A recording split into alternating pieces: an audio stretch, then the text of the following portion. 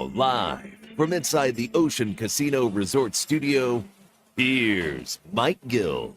Sports Bash is live. 97.3 ESPN, the 97.3 ESPN free mobile app, streaming live video on the X platform and on YouTube at Mike Gil Show. It's a happy hour Friday. What's up, everybody? Glad to have you with us on a Friday edition. What's going on? We've got a busy day today. Flyers. Sixers have the game tonight against the Nets. We got a lot on that. Joel Embiid has been listed as questionable with left knee injury management. Have fun with that one, right? Eagles getting ready to take on the Rams, and some news on Devontae Smith. We'll have that for you today on the show.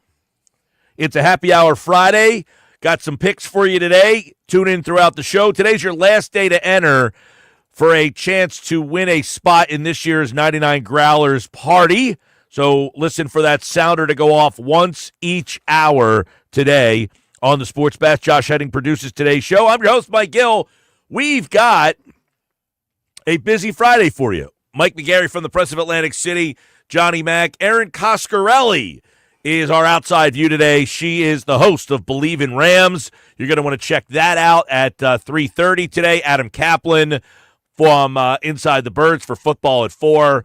And then we have another edition of Stump the Sports Geek for our 99 Growlers party entry.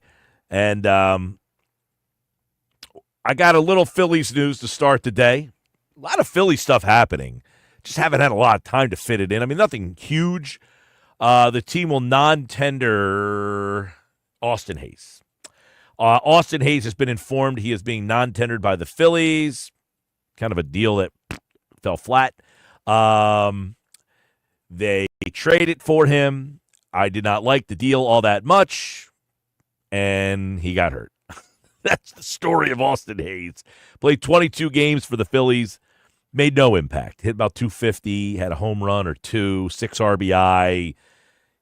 Just didn't work out. Sometimes you make a trade, it doesn't work out, and such is life in baseball. I thought they gave up, giving up Sir Anthony Dominguez. I thought was interesting. What failed the Phillies in the playoffs was their bullpen, and I'm not saying Sir Anthony Dominguez was going to save them there, but he was a somewhat quality baseball relief pitcher, and they let an arm go for a guy who made no impact. They also gave up Christian Pache in the deal, which did not matter. But, it was just a move that did not work for them. They thought they could get a guy on the cheap, I think, and he got hurt. What are you going to do? The Phillies have till 8 o'clock tonight to tender contracts to guys like Ranger Suarez, Alec Boehm, Bryson Stott, Edmundo Sosa, Brandon Marsh.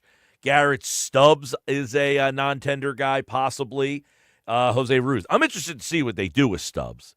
Do they end up letting Stubbs walk and breaking that relationship and just trying to move on from, who has been a very popular clubhouse guy for them? But are they ready to just kind of change the complexion of that clubhouse and move on from a guy like Stubbs? He does have a minor league.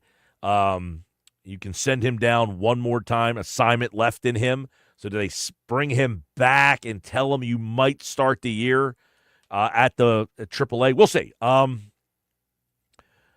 More Philly stuff. I keep hearing Garrett Crochet's name, and I'm wondering what every single article that I read has the Phillies involved in a deal for Garrett Crochet, that they're calling, they're interested. What level of player does Chicago want back in return? I would imagine a pretty high level of player. I would imagine somebody in the realm of Aiden Miller or Justin Crawford. Would you guys be willing to entertain that? 609-403-0973. What else we got today? We've got a lot of Eagles-Rams. I want to get into that game a little bit more. The fact that the Eagles played on Thursday night kind of feels like we are so far removed from them. I want to really try to get back. This is a team that's 8-2.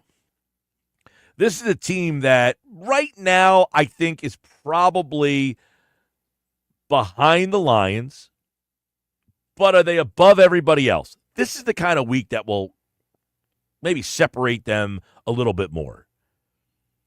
And one thing that I believe is starting to happen for me, and I'm seeing what you guys think about this, 609-403-0973. This is where I want you guys to kind of get involved to start the show today. I think I'm believing in the Eagles defense for a couple of reasons, and I'll tell you why. You know, over the last couple of weeks, I'm like, do I like this defense? Am I starting to believe in this defense? What is it about this defense? They're the number one defense in the NFL. When I tell you that, hey, listeners, the Philadelphia Eagles have the number one defense in football. Does that resonate with you? Or are you just like, nah? Because I'm going to tell you why it resonates for me. One of the things, if you watch this team and kind of do a little bit closer look at them, defensively, the areas that I am starting to really see a difference in this team, when you kind of watch your all 22 and you get a chance to kind of see them from a different angle, you don't see it as much on television. But the one area that I think is noticeable difference from this year to last year is the communication that this team has in their secondary, their linebackers. They understand the defense. 6 weeks ago, maybe they didn't understand the defense. They understand the defense now. These guys are rocking and rolling. They know what they're supposed to do. They know each other. This guy knows where that guy's going. This guy knows what that guy's going to do. Quinyon Mitchell looks at Reed Blankenship. He says, you got him, I got him. Okay, we're good. Bang, bang, bang. Zach Bond chimes in. Guys, you're there, I'm here. Bang. That communication was totally gone from the Philadelphia Eagles defense last year. It did not exist. James Bradbury remember we had that conversation, I think it was Jeff Mosher on the show, who basically said, you know, there were some reports that somebody in the secondary wasn't even talking to the secondary coach or one of the coordinators or something to that effect. A lack of communication in the secondary and on the defense last year. I don't believe in the team defensively earlier because you are working your way to comfortability. I think 11 weeks into the year, you are now comfortable. And remember, Cooper DeJean did not start the season as the starter. He missed the first 2 or 3 games, and then they put him in. So then bang, bang, bang. They've got to a point now, though. The only thing my question would be about the Eagles' defense, and I say I believe in the Eagles' defense. I'm getting so demonstrative about this topic right now that my watch is congratulating me on doing activity. For those of you watching on the YouTube stream, you can, although you're probably watching and saying you're not doing much activity over there, my watch is probably very sensitive to the amount of activity I need to do to tell me good job. That being said, the Eagles' defense last year had little to no communication. And quite frankly, I don't think they know what the hell they were supposed to do. And I think that was, we talked a lot about this offseason, that the Eagles, you know, there's a lot of people who were not sure what to believe about the Eagles and why they fell apart last year. And I said, the Eagles told you what happened last year. What happened? They fired the coordinators and they rehired, or they hired veteran coordinators who had experience, unlike the 2 guys they had last year. So the Eagles are saying, we know what happened, and we replaced those guys. And I think you're starting to see the fruits of that labor pay off with this team now. My one question is, do they have the pass rush? My answer would be, my intuition would be, no. My answer and intuition would be, no, they do not have enough pass rush. And that ultimately, if they fall short in a pursuit for a Lombardi trophy, if they do not win a Super Bowl, it will end up being because they did not have enough pass rush. You know, when they won the Super Bowl on that Sunday against the New England Patriots, they did not play well defensively in that game, but they had enough pass rush, and they got it when they needed it the most. They had enough pass rush. It just didn't appear for most of that night, but when they needed it the most, they got it. The question with this team is, do they have enough pass rush? I don't think they do. Can it get there when they need it the most? I think that's their best shot, is having something happen that you would not expect in a moment that you don't expect it. And that's why I think the Eagles are probably a long shot to beat a team like Detroit and win a Super Bowl. But I believe that they can pretty much beat almost everybody else in front of them. Are they going to beat everybody else the rest of the way? That's not what I'm saying. But I think for one Sunday that they are good enough in the back end, their secondary, their linebackers, and I think they have enough up front to make teams a little one-dimensional. And if they're going to make you one-dimensional, in other words, you can't run the ball against us, you're going to have to throw. I think the Eagles are good enough against the run that they should be able to make teams a little one-dimensional. Can they get enough pass rush? And that's where I am with this Eagles defense. So I believe in the Eagles defense as a very good, if not great defense. I don't know that it is an elite level defense because I don't think they have that guy that can get the sack, who can go rogue almost and go one-on-one and say, I'm just going to beat this guy and get to the quarterback. Like last night, Myles Garrett says, I'm going to just take this freaking game over, and you just aren't going to be able to block me. I'm not going to say I certainly don't think. I know the Eagles don't have a guy like that. Cleveland does. Pittsburgh does. I don't know that Philadelphia does. Now, does that mean you're disqualified from winning a championship? Of course not. But I do think this defense is good enough to, let's say this, to get through 3 playoff games, divisional round, championship round, and then a Super Bowl, because I hope that you don't lose the division and have to fall down to one of those wild card rounds, or that you're the worst. You should not be the 4th seed and have to play the wild card round. You should at least be one of the teams that doesn't have to play in that wild card. Well, only one team gets a bye now. Right, but you play, well, okay, so you play wild card, Division. so you're going to have to play 4 games. Right.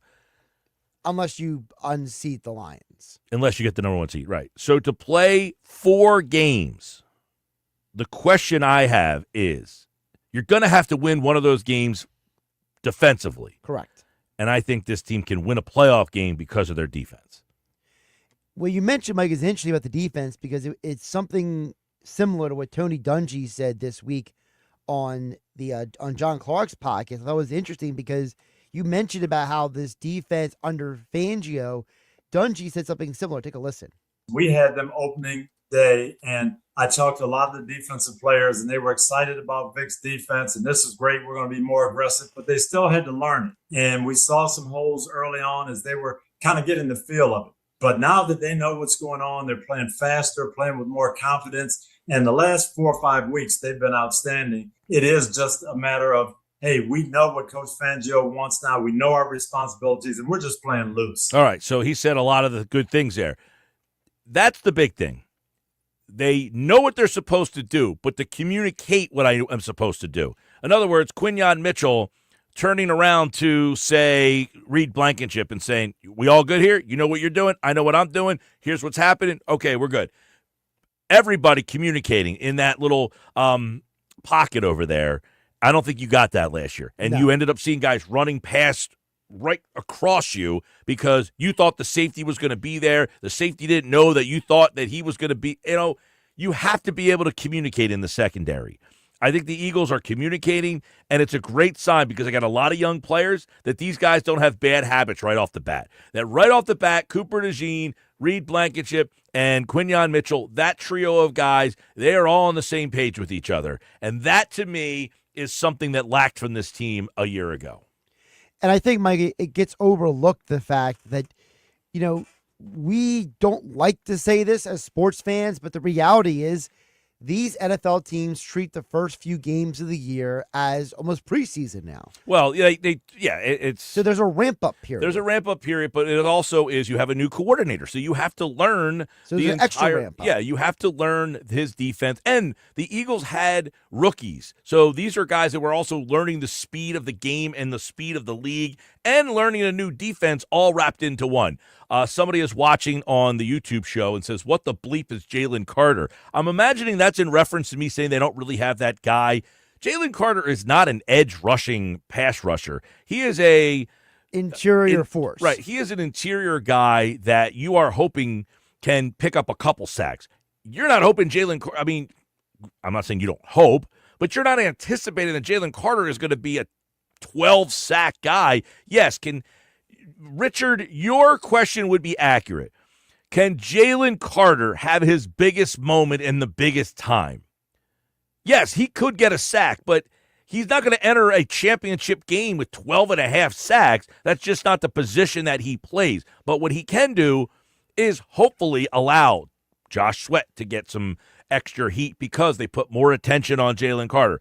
Can Nolan Smith, can he continue to be a force? And I think Nolan Smith is a guy that the Eagles really need to hope continues to develop. We talked about development yesterday with Andrew DeCecco.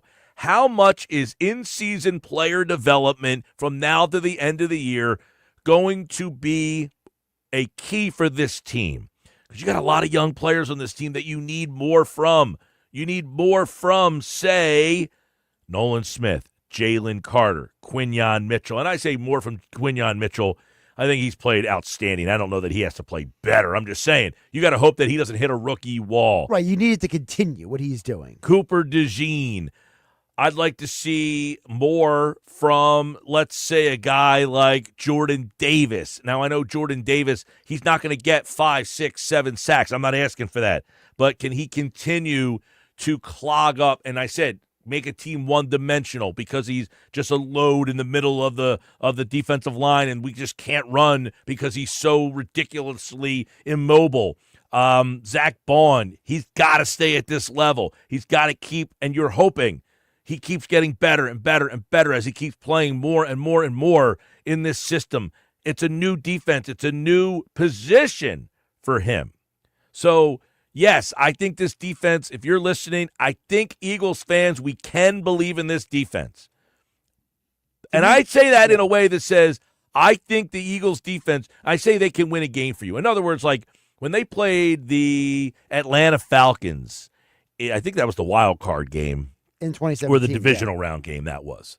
In 2017, it was a divisional they won that round, game like 13-9 or something like that. Yeah, it was a low-scoring game. The defense stood tall against a high-powered Falcons offense, and it took a clutch secondary play in the secondary to stop the Falcons from scoring. Remember, the Falcons were in the red zone. They had a chance to go and score and potentially win the game, and you stopped them. Yeah, so they won that game because their defense won them that game. And then the next game against Minnesota. Well, the defense there, too, because the defense created all those turnovers. They made Case Keenum and the Vikings offense look like a nothing burger. Yeah, the game against Minnesota, they got that interception from Patrick Robertson right off the bat. And that just completely changed the complexity of that game. So they've got those players. They've got those type of guys on this team. And that's why I think it's allowable, Eagles fans, to let your guard down on the defense. I think you can say this defense can win us a playoff game. And you have to have that. You have to have somebody that or one unit can't win you every single game. One unit of one side of the football cannot win every single game for you. You can't just say, we have the best passing offense in the league, which the Eagles do not have, by the way. But you can't just say, we have the best run offense in the league. And because of that, that's how we're going to win all 4 games. You cannot win all 4 games in the playoffs the same way. And I think in this game, I want to see if the Eagles' defensive line can get after Matthew Stafford and cause havoc. And the matchup I've been talking about all week that I'm interested is Cooper Kupp, Puka Nacua against this secondary of the Eagles. This will be, to me, the most challenging matchup for this young secondary for a couple of reasons. Kupp and Nakua are outstanding route runners. They're very precise, and they are not the guys who generally will go over the top. They do a lot of their work between the hash marks, so it makes it a much more difficult and different game than you've been CeeDee Lamb, Terry McLaurin. Those guys are different type of receivers than Kupp and Nakua. And coupled with Matthew Stafford is still a very good quarterback. He's probably, other than Joe Burrow, right? Other than Joe Burrow, is Matthew Stafford the best quarterback that they will face this year? Up to this point. Up to this point, yes. I think Stafford right now is having... better than Love, better than Cousins. You could argue he's having the problem for Stafford was that you can't go off of the entire year. No, when they're healthy. When they're healthy, if you go off of the last 5 games, when they're 4-1, they have been a multi-dimensional offense again, getting Nakua, Kupp involved, Robinson benefiting from those guys. DeMarcus Robinson leads that team with the most receiving touchdowns. Why? In part because Kupp and Nakua take so much attention. Sports Bash Live 97.3 ESPN. So I want to see the Eagles defensive line kind of get after Stafford Sunday night. That, to me, I want to see if the Eagles defensive front can start to get some consistency, because I like their back end. I can't believe we're saying this. We like their linebackers, but this is a game where I think we'll find out if the Eagles' defensive line can also be a factor. The stat, Mike, that I found about the Rams is interesting to me, is that in the Rams' previous 4 losses, opponents are averaging almost 7 quarterback hits a game on Matthew Stafford. In the Rams' last 4 wins, opponents are averaging under 4 quarterback hits a game. So that is a swing of 3 times that you're getting after the quarterback is making a difference between a win and a loss against the Rams. Well, that's the matchup Sunday. We set it up for you there. Sports Bash Live, 97.3 ESPN, the 97.3 ESPN free mobile app, live video streaming on the X platform, YouTube at Mike Gil Show. Use the hashtag SB Live. We got a lot of people streaming in there right now watching the show. If you're listening on the radio, we've got more chances for you to qualify. Listen for that sounder to go off later on in the hour. Play Stump the Sports Geek tonight at 5:30. There's another chance for you to qualify for this year's 99 Bottles Party. And after today, all 99 people will be set. Phillies have set to non-tender Austin Hayes, so the offseason is about to get underway for the Phils. We'll probably talk more about the Phils during Knicks Nuggets today on the Sports Bash Live, 97.3 ESPN. I'm Mike Gil. This is the Sports Bash. Wake up weekday mornings from 6 to 10 a.m. with Unsportsmanlike on 97.3 ESPN with Evan Cohen, Super Bowl champion Chris Canty, and Michelle Small. Can't wake up without it. Brought to you by the Gallery Bar Book and Games at Ocean Casino Resort in Atlantic City. I need a new car. Under 20 grand? Okay, well, what's my trade worth? You know what? I'm going to Matt Blatt Kia, where I can get some straight talk.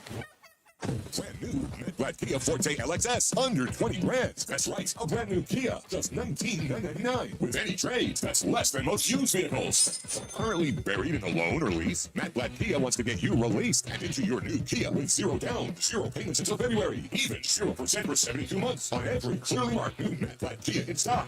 So bring any trade, because if you have a job clearing $450 per week, we want to get you approved today. It's gotta be a Matt Blatt Kia. With approved credit, 24 ED9, $13.89 per thousand finance. Not all will qualify. Credit and down payment. Offers can't be combined. Go to mattblackkia.com for complete details, or 888-505-6670. Price includes all costs to be paid by consumer, except for licensing, registration, and taxes. Repaying after rebates and incentives to dealer. Expires 12/4/24. Matt Blatt Kia, 6211 Black Horse Pike, Egg Harbor Township, and on Route 37 in Toms River.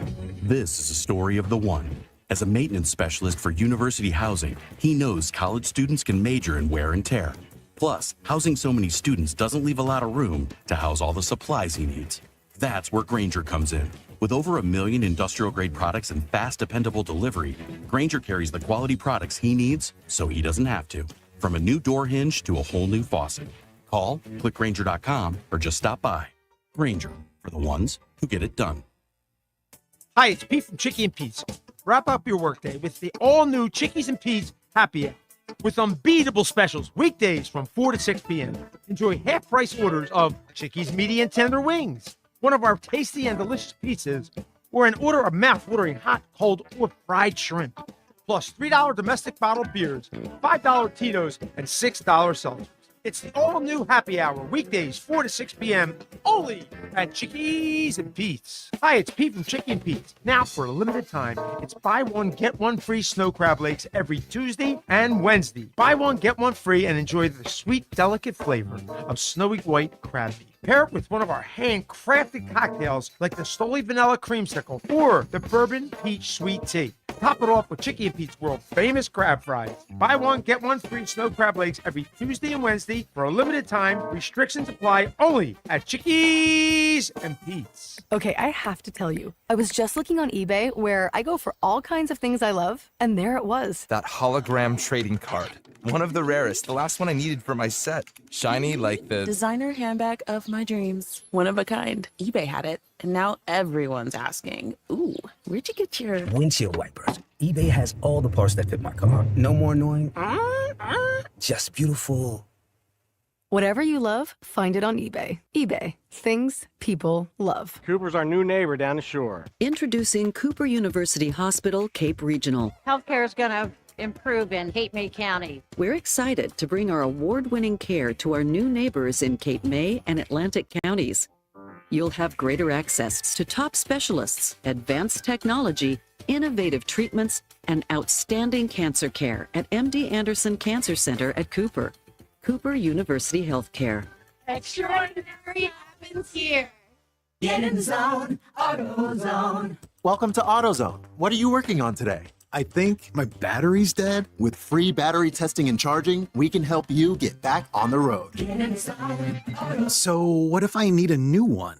We have the right Duralast battery for you, only at AutoZone. And what about my old battery? We can recycle it right here at America's #1 battery destination.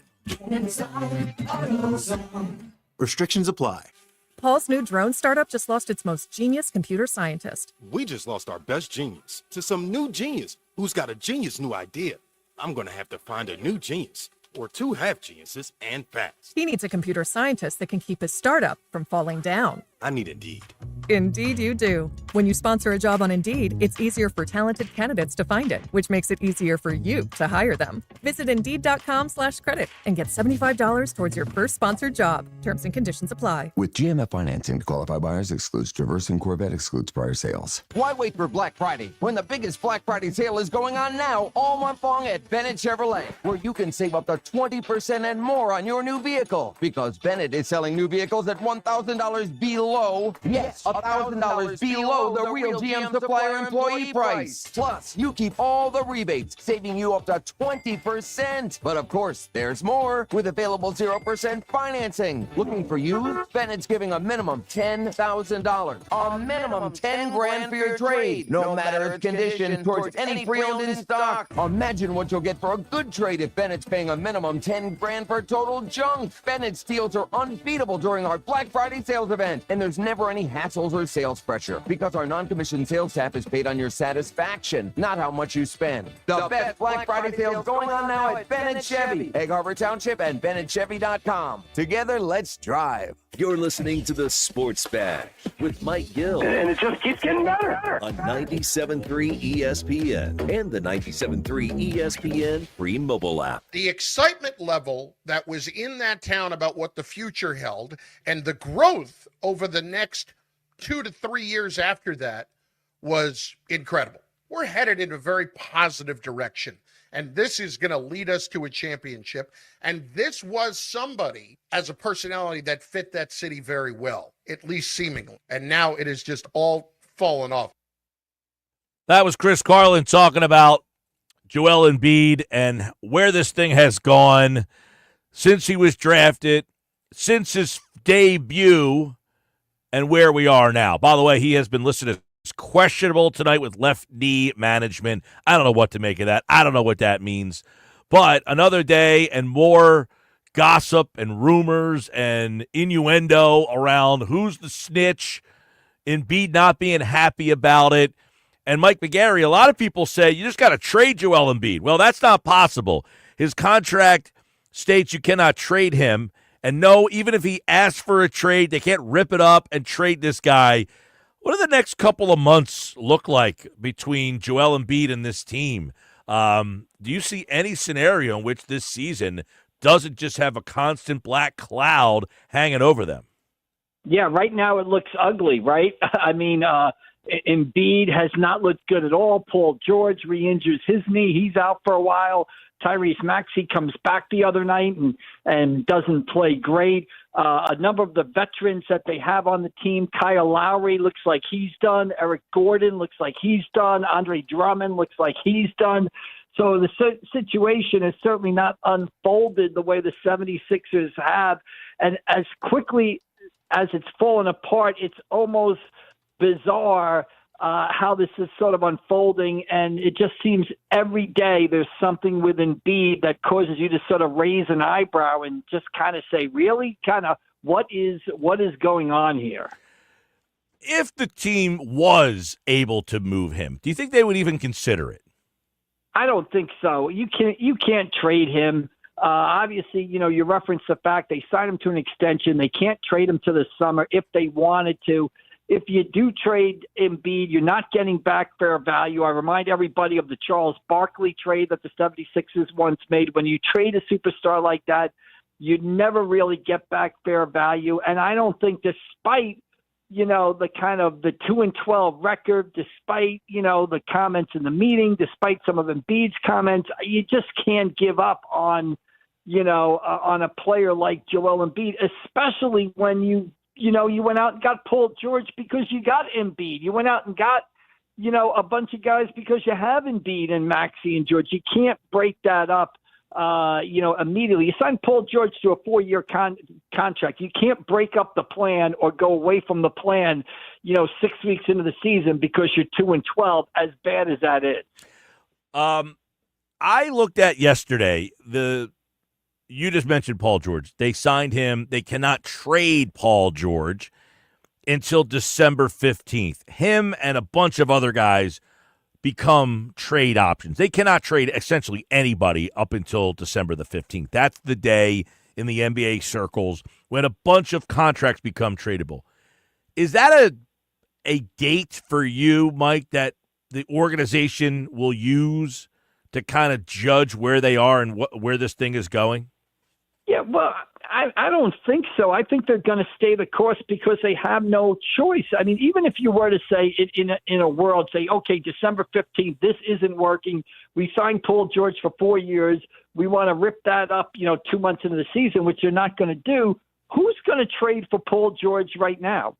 I mean, there's a reason why the Clippers let him walk, and you're seeing that right now. He's not healthy. He hasn't looked great himself. You'd be almost selling or trading Paul George on the low end, basically. So you're kind of stuck. You made the decision in the offseason. You decided to build around 3 superstars. I was one, and many other people were like, hey, this looks good. The Sixers had a great offseason. It hasn't started out like that at all, but they're committed to this. There's almost no way. They're like on the roller coaster, Mike, and they've gone up to the top of the hill, and now you're about to be carried by gravity through the rest of the ride.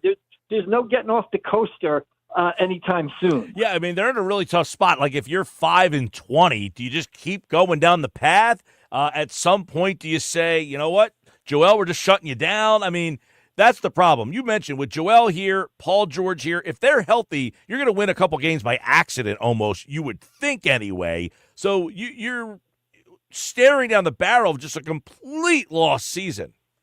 Right. That's the option right now. I think they're 2-12. They've got the worst record in the NBA Eastern Conference, but I think they're 4 games out of the 10 spot, which gets you in the play-in game, right? So to me, the decision that they have right now is clearly something is wrong with Embiid, right? Physically, I don't know about emotionally or mentally, because some of his comments after the games, his comment about let's find out who the snitch is, or the snitch is this or that after Wednesday night's game. And by the way, Mike, Wednesday night's game against Memphis, boy, the Sixers looked like a team out of the playoffs playing game 82. They looked like the 1-2-3 Cancun team, basically, in the second half of that game. So to me, the choice they have is, do they say, obviously something's not right with Embiid? We're not winning, and we're not helping ourselves by playing him right now. Do you go to him and do you shut him down now and say, Joel, let's take care of this. Whatever is bothering the knee, let's get you the rest or something. Let's get you back to where you can be the Joel Embiid who was an MVP type of guy. Let's see that guy. And that might mean shutting him down till the new year. Bring him back around January 15th. That's the choice I think they have. Do they shut Embiid down now, get him 100% healthy, and bring him back in the middle of January and hope to have him at full strength and save the season? Or do you continue down this road, which just doesn't seem to be benefiting anybody connected with the Philadelphia 76ers?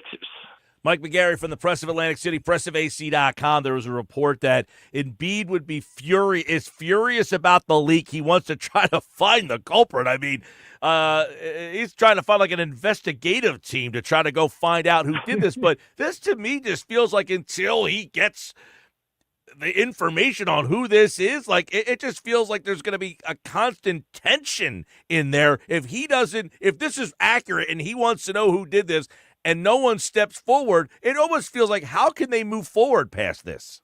Yeah, I mean, he obviously, look, if I was him, I wouldn't be happy either, because not only did you have the meeting, but the only thing leaked out of the meeting was a criticism of him, basically. I mean, there are a few other talking points that came out of the meeting, but the main one was Joel Embiid is not, showing up on time or not doing what it takes to win. So I understand him being furious, but maybe, Mike, the better answer to there is for Joel Embiid, instead of finding out who the leaker is, maybe he should put his energy towards correcting the behavior that Tyrese Maxey called him out for. I agree. He should be putting his energy towards something more positive rather than, hiring, Mannix or some other private detective to find out who spilled the goods out of a meeting that was supposed to be, behind closed doors, basically. Yeah, I mean, that's another thing. Is like he's more upset about someone leaking it as opposed to saying, you know what? All right, they called me out. Let's move on from this and grow from it. He's taking it like, well, they called me out and then someone let it out, and I'm mad at that guy, when everyone else is saying, no, we're mad at you. Yeah, I mean, here's the one thing, the one common denominator that maybe you're starting to see is for the 76ers, for all Embiid has achieved, and he is a tremendous player, obviously an MVP, but the team has fallen short of achieving what many people thought, they should achieve, never getting out of the second round of the playoffs. And the common factor, the guy who's been the common denominator throughout all of those shortcomings, Ben Simmons is come and gone, Brett Brown's come and gone, Doc Rivers come and gone, Markelle Fultz come and gone. The constant guy has been Embiid, and you start to look around and say, maybe the problem wasn't with everybody else. Maybe we can't get out of the second round of the playoffs because of you. Well, let's examine that for a second. And that's fair to say. He's the best player on the team, and we always just put the most blame on the best player. We should anyway. I have no problem saying that, he has not played well enough in the playoffs. It's been a lot of his injury, inability to stay healthy, whatever reason. He has not been the best version of himself at the best times. But I guess my question might be this, and this isn't an excuse for him, but should we be surprised that he's not a born leader, or this is something that he feels? I mean, he has no basketball in his background. He just kind of came over here, played basketball. He happened to be good at it. Why would that constitute into him? You know what I'm saying? Like, should we be surprised that he is not this leader who takes things really seriously? I was having this conversation. I said, why are we surprised by this? Yeah, I mean, that almost goes back to the point I brought up on Monday, right, about what he just doesn't seem to know what it takes to win. And winning is a skill, and he's never learned that skill. And you're right. He started playing basketball when he was 14, 15. Like I said the other day, he went to Montverde Academy, which is more like this turns out lottery picks on a yearly basis, rolls over opposition, one of the best high school teams in the country. But are you going to learn about the grittiness of what it takes to win there?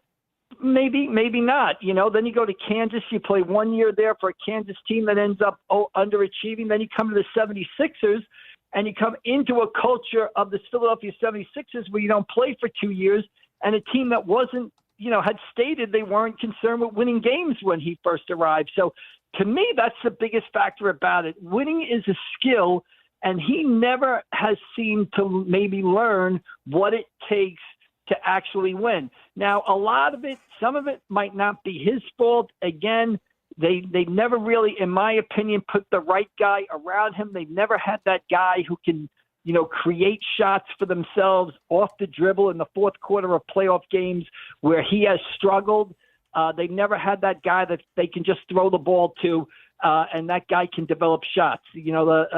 A point guard like Luka Doncic, a guy like Kyrie Irving, a guy you can throw the ball to and create, penetrate off the dribble. It has to be a perimeter guy. He's never really had that guy with him.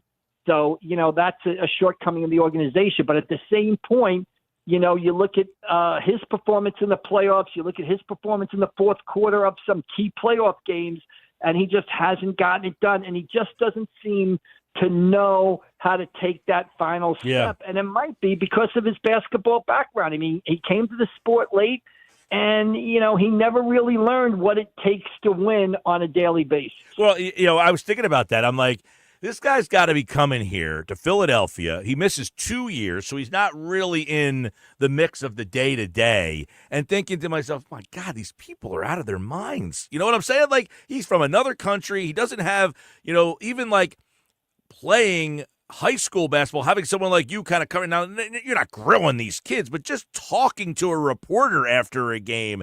And then, like, he's got to be thinking, like, this is bizarre. These people are out of their minds. You know what I mean? Like, how much they care about this stuff. I don't know that he understands the impact of his role and what it means to the fans. Well, I think that the other factor there, Mike, is when he came in, the Sixers were not concerned about winning basketball games. And you can't tell me that doesn't seep through the organization somehow or seep through to him. I mean, one of the problems that I had with the process is the Sixers took it to such an extreme. I mean, they could have had some veteran players in there that showed these young guys how to prepare or what it takes to prepare on a daily basis. Imagine what Embiid's career would have been if he had came in and, gone to a team, that had a veteran guy on it, that had a guy who had won NBA championships before that could show him, hey, in the NBA, this is what you've got to do on a day in and day out basis to win. I mean, he came to a team whose stated goal was to lose, and has that ever left him, or did that some sort of seep in and kind of ruin him or ruin his outlook on the game or something like that? That's the question right there. They've never really culturally, did they do a disservice to him when he first came in the league by not having a veteran in, by having a team that maybe could have, won some more games than it did. Right. It's almost like they were hoping he became that guy as opposed to giving him that guy. Right. And he has never been that guy. And the guy that they brought in around him for one reason or another have kind of just failed to get it done, be it Ben Simmons, be it Markelle Fultz, be it James Harden.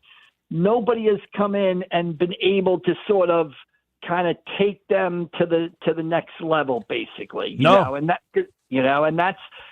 why is that? Why haven't they been able to take advantage of his skills as a player and get to that next level? And it's just, I can't help but think it's partially because when he first came in the league, the franchise wasn't concerned about winning, and I think that might have impacted him in some way. Yeah, it's a possibility, and the fact that he didn't play for those 2 years, what he didn't learn during those 2 years of just kind of sitting out on the sideline. But as we open this segment with Chris Carlin's bite there about how things in 2018, when they went from 28 wins to 52 wins, it just felt like, man, the arrow was going up, up, up, and how we got to this point now where, look, they have people talk about the ownership and all that. They have spent the money. It's not like they just left this guy out there and said, figure it out for yourself. They have tried to pair him with just about every single person they could find, and they've done it by spending money. It is hard to question their will and want to win, I guess. Yeah, I realize that Josh Harrison is kind of an absentee owner, right? I mean, he lives up in New York, I guess. You know, he's famed for taking the helicopter into Camden and stuff like that. But you're 100% right. It's not for lack of effort on the organization's part. They went out, and got Daryl Morey. They went out and got Doc Rivers. They went out and got Nick Nurse. They went out and drafted, they made trades for Jimmy Butler. They made the trade for James Harden. They drafted well. They drafted Maxey. This McCain guy looks like he might be a little bit of a player. So it's not for lack of effort. I don't think you can point the finger at the owners and say the owners, haven't done it. They've tried to surround Embiid with the complementary parts. They just haven't been able to do it. And I agree with you 100%, Mike. I was at those playoff games, that series against the Miami Heat. The years tend to blend together, basically, but I think it was 17 or 18 when they were flying high. And if you told me back in 17 or 18 when I watched them beat the Heat in that first-round series that, 7 years later we'd be at this point with no appearances in an NBA final and no championships or even appearances in a championship, I would have told you were crazy back then, because at that point the Sixers seemed to, the sky seemed to be the limit.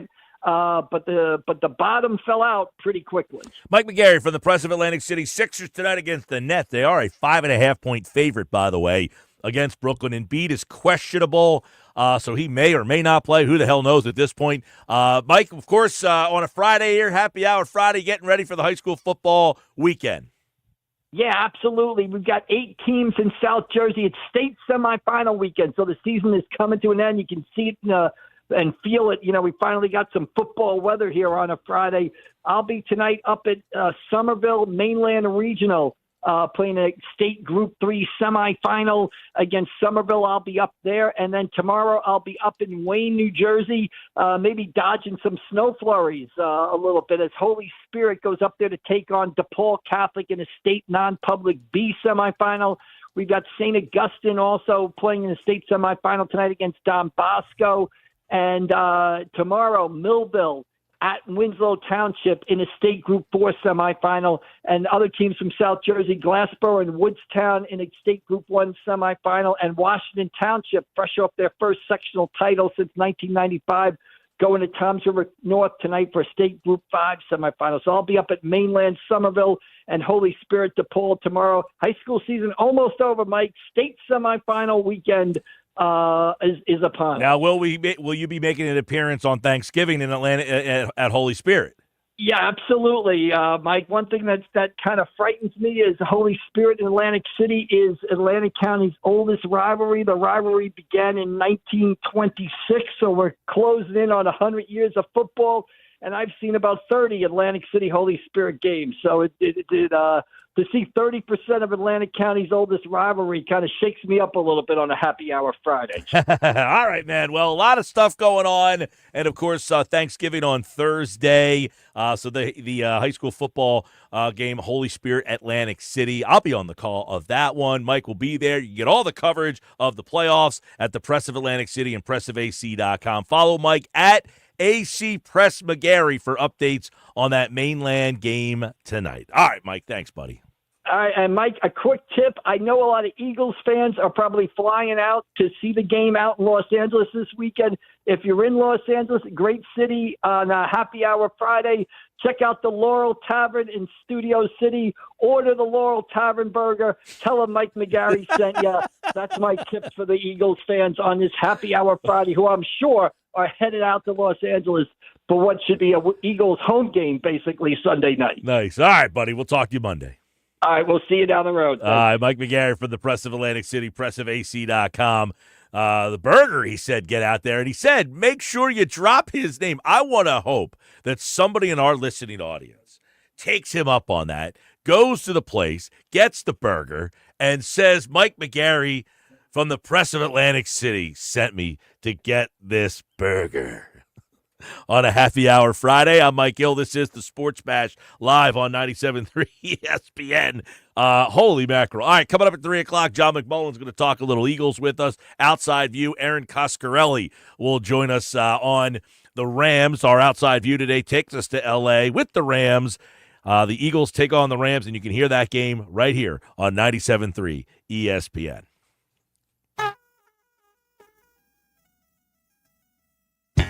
All right, that right there is our 99 Growlers contest sounder, 609-573-3776, 609-573-3776. Caller number 7. These are the final 4 qualifiers today. Caller 7, you're the first. 609-573-3776. Caller 7, good luck. 99 Growlers live at Mudhen Brewing Company in Wildwood. Wednesday, November 27th, Eagles club box seats against the Steelers, Sixers, Flyers, concert tickets, tickets to area shows and more. It's all brought to you by the Station House, the most fabulous place for your private party or event. Station House, ideal for intimate gatherings, large celebrations. Book your wedding or private event. Visit mudhenbrew.com for more information. Caller 7, good luck. It's Sixers basketball tonight on 97.3 ESPN with the voice of the Sixers, Tom McGinnis, calling all the exciting play-by-play action. Sherrod down the lane. Sherrod with a layup up. Ribby, good. Sherrod McCain right down Broad Street. And a foul. It's Sixers Nets tonight. Coverage begins at 7 p.m. It's Sixers basketball all season long on South Jersey's radio home for Philadelphia 76ers basketball. 97.3 ESPN. Hey, it's Chris Coleman. It's the Get Holiday Ready sales event at Kindle Ford with low 1.9% APR for 60 months, plus $1,000 holiday cash on select Ford vehicles and up to 90 days deferred first month's payment. All offers with Ford credit financing through January 2nd, 2025. See Kindle for details. For work or play, you're going to find it on Kindle's huge 100-acre lot just off exit 10 of the Parkway on Stone Harbor Boulevard. Or shop right now at KindleFord.com. The holidays are here at the Home Depot, so let's get to decorating. Find your perfect tree in our huge assortment of shapes, sizes, and styles.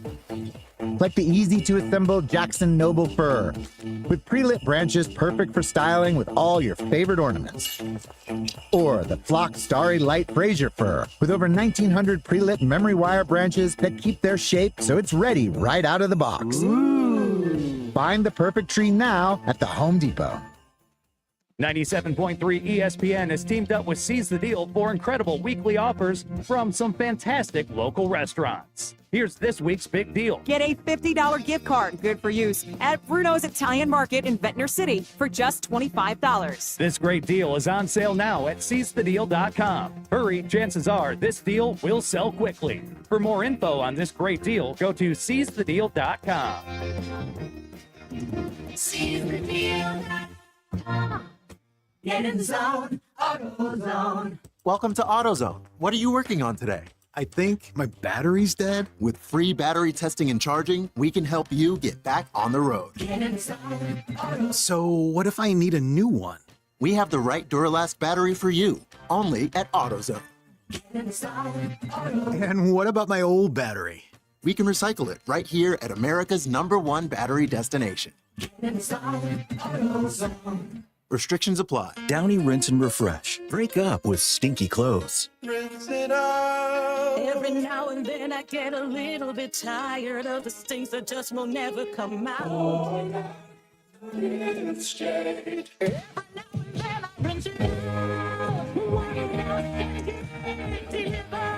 One wash, it smells so clean. Downy Rinse and Refresh, it's a dream. Downy Rinse and Refresh. Fights odor in just one wash. Guaranteed. It's Sage Jewelers' great half-off everything sale going on now. Sage Jewelers says everything in store is on sale at half off, including their watch collection, Seiko, Simpson, and G-Shock. That's right, 50% off their finest selection of GIA certified diamonds, IGI certified lab-grown diamonds, engagement rings, top designer jewelry collections, and more. But hurry, the sale won't last long. Sage Jewelers, the real jeweler, Tilton Road, Northfield, open every day until Christmas. Find what you love, love what you find. A Total Wine and More. There's so much waiting for you. Spirits and beer, thousands of wine. Guys in the know, and prices so low, it just might blow your mind. You're gonna find what you love and love what you find. With curbside pickup available, you'll always find what you love, only at Total Wine and More. Drink responsibly, B21. New Jersey might be small, but there's a lot of wow packed into this little state. Cork-popping wows, time to dine wows, Pine Barren wows. Find your wow at visitnj.org. New Jersey, little state, lot of wow. Order for Jennifer C. Is this my double shot, double cream, double froth, double pump, double whip, double sleeve? Yeah. Can you handle that much caffeine? Did you know Discover automatically doubles all the cash back you've earned at the end of your first year? Oh, really? That's great. Seriously, did you know Discover automatically doubles all the cash back you've earned at the end of your first year? Yeah, you just said that. Did you say I just said that? Yeah, I'm cutting you off.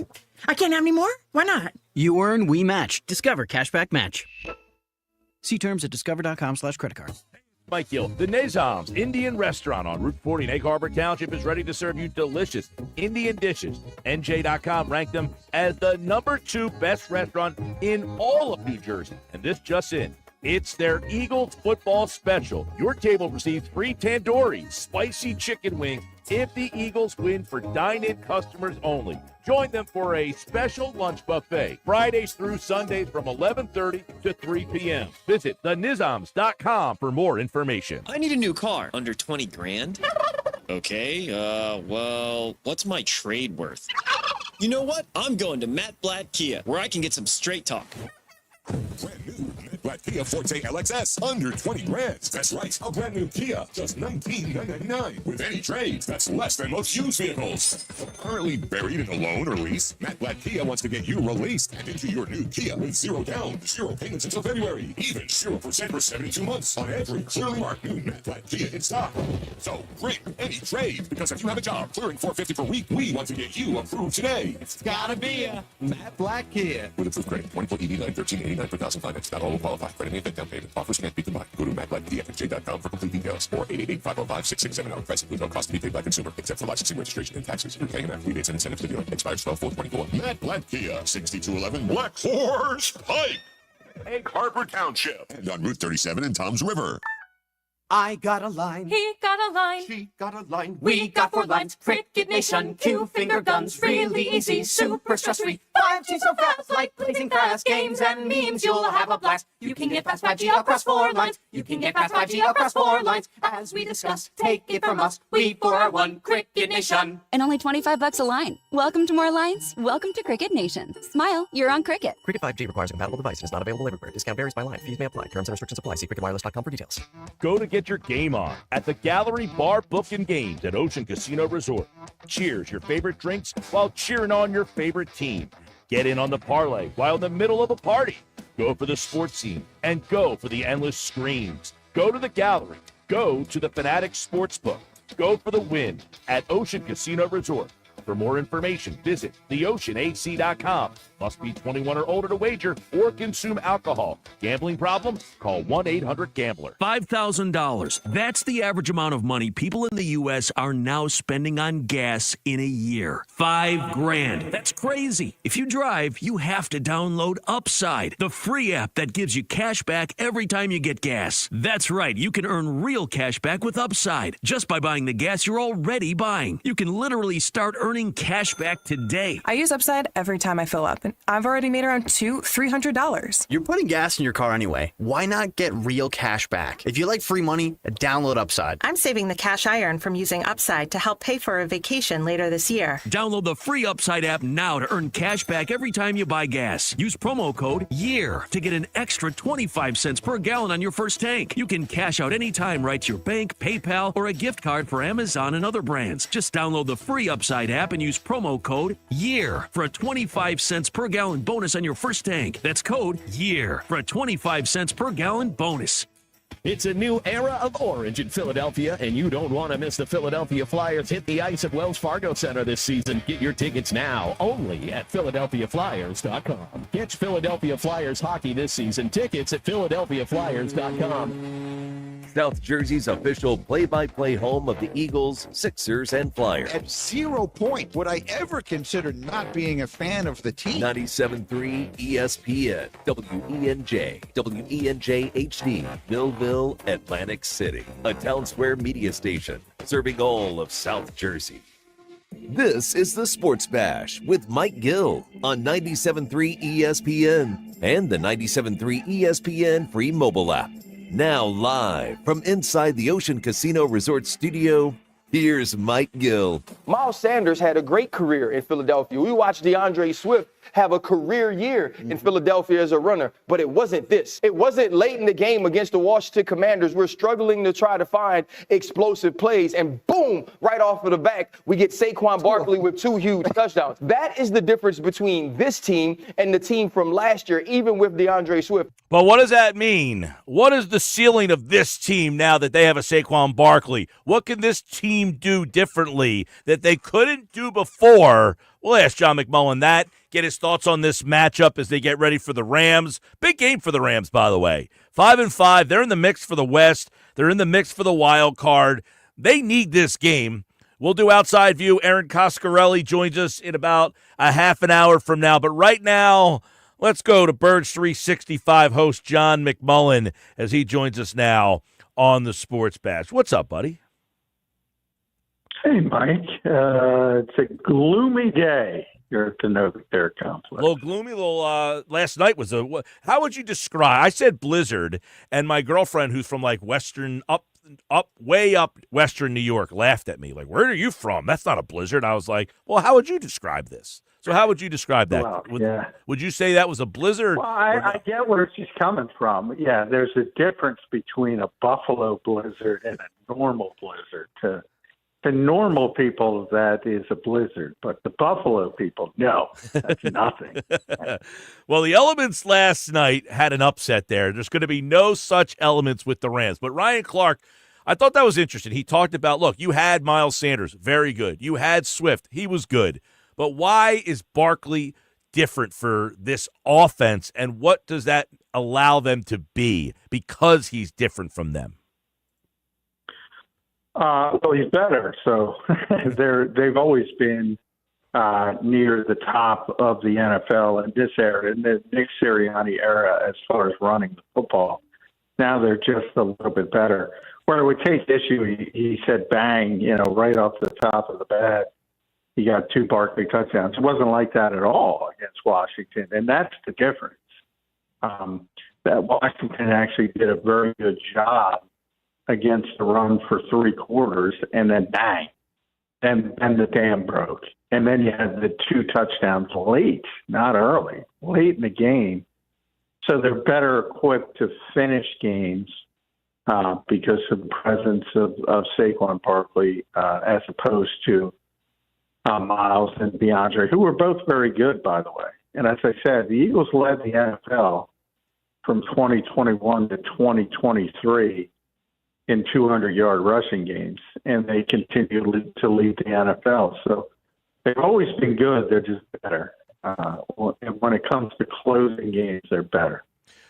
Yeah, closing games out. They run the ball, and as you mentioned, and he mentioned, that they can kind of beat you up in the first, second, third quarter, and then that's where you're tired and he can just rip one off. We saw that a couple times. We've seen it a couple times this year where they've got some big ones. What about this week against the Rams? They're a team that's not great in the secondary. They're better up front here.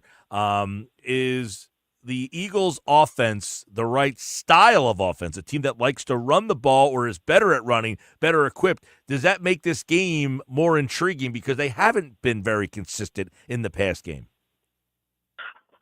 No, and I keep saying that, and they want to get better, and they want to make sure the passing game is up to snuff, that they need it, and this might be an opportunity to do that. But Devontae Smith didn't practice again today, so the hunch is he's not going to play, so that complicates things further.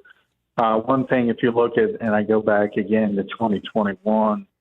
There were a number of games when they were matched up with the number one rushing defense in the NFL that year, and they ran it for 200 yards. So they're not really concerned about numbers on a piece of paper. They're comfortable that they can run the ball on anybody. And I don't like, if you look at the Rams front, very athletic, but very undersized. So, when we talk about styles, I don't necessarily like that matchup against the Eagles' offensive line for the Rams. You could see, big, massive, strong people like Landon Dickerson and Mekhi Becton pushing around the middle of that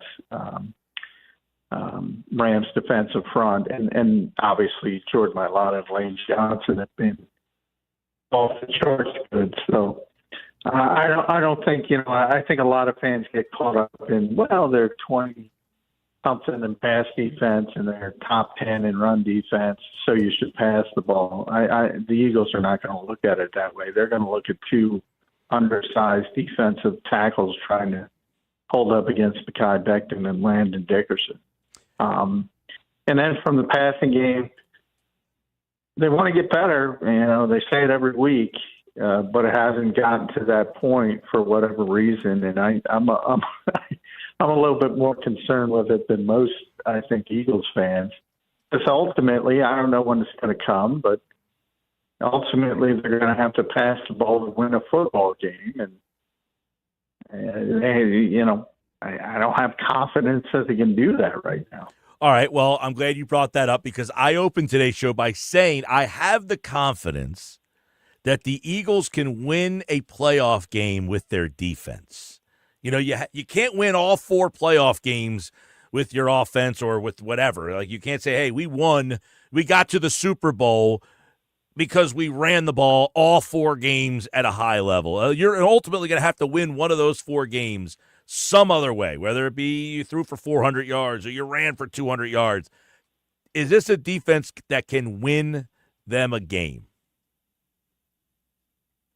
Yeah, I definitely think, but I'm with you. I mean, to me, the difference between the current era of football and maybe the era that a lot of Eagles fans fell in love with is back then good defense would beat good offense. I think now good offense beats good defense. So I think if you hit the best offense, it's going to beat the best defense, is what I'm trying to say. Mm-hmm. So I think if you look ahead and look at the landscape and you look at Detroit and you say, are you really going to stop Detroit? Maybe if they bring their D game. But if they bring their A game, are you going to stop Detroit? Probably not. Right. So you're going to have to outscore them. By the way, Eagles are capable of winning that type of game. I don't know. Eagles defense leads the NFL with 11 takeaways since Week 8. They had 2 the first 7 weeks of the year, and they have 43 points off turnovers since Week 8. So when you think of this Eagles defense, do you think of a takeaway defense? Is that something that they've matured into? No, I think, Slay said something very astute when he was talking about that earlier in the season. And he said, I think a lot of people, think you have to earn the right, is what he said, to create turnovers. And by that, he means you got to be in the lead. You got to create third and long situations. You got to, there's got to be desperation from the other team. If you're playing from behind, if you're not playing well, if it's 3rd and 3, you can create a turnover, but it's much more unlikely.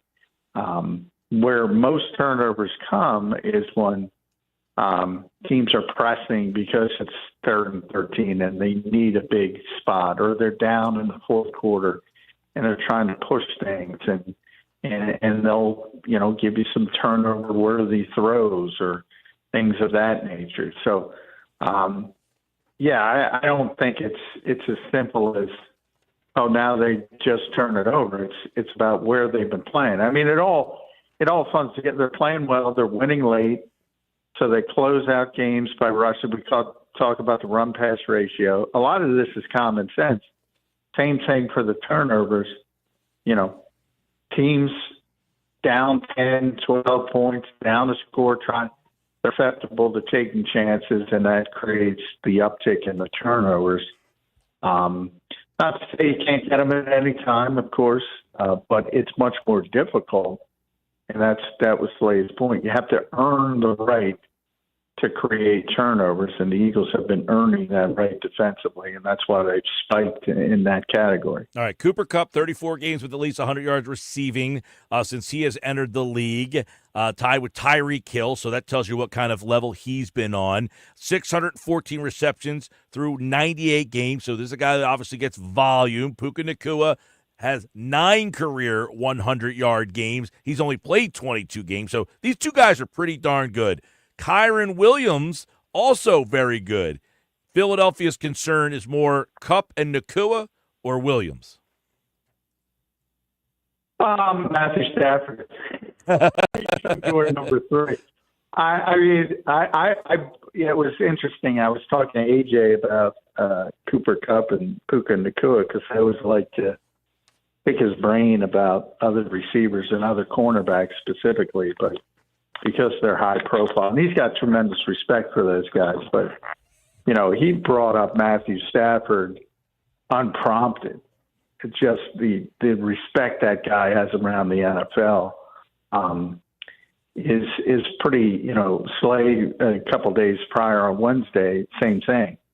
And obviously he's a former teammate of Stafford, so he's always had tremendous respect for him. But boy, he's one of those guys, when he finally does retire, he's one of those appreciated guys who, especially amongst his peers, like the arm talent, the football IQ, it's really doesn't come around that often.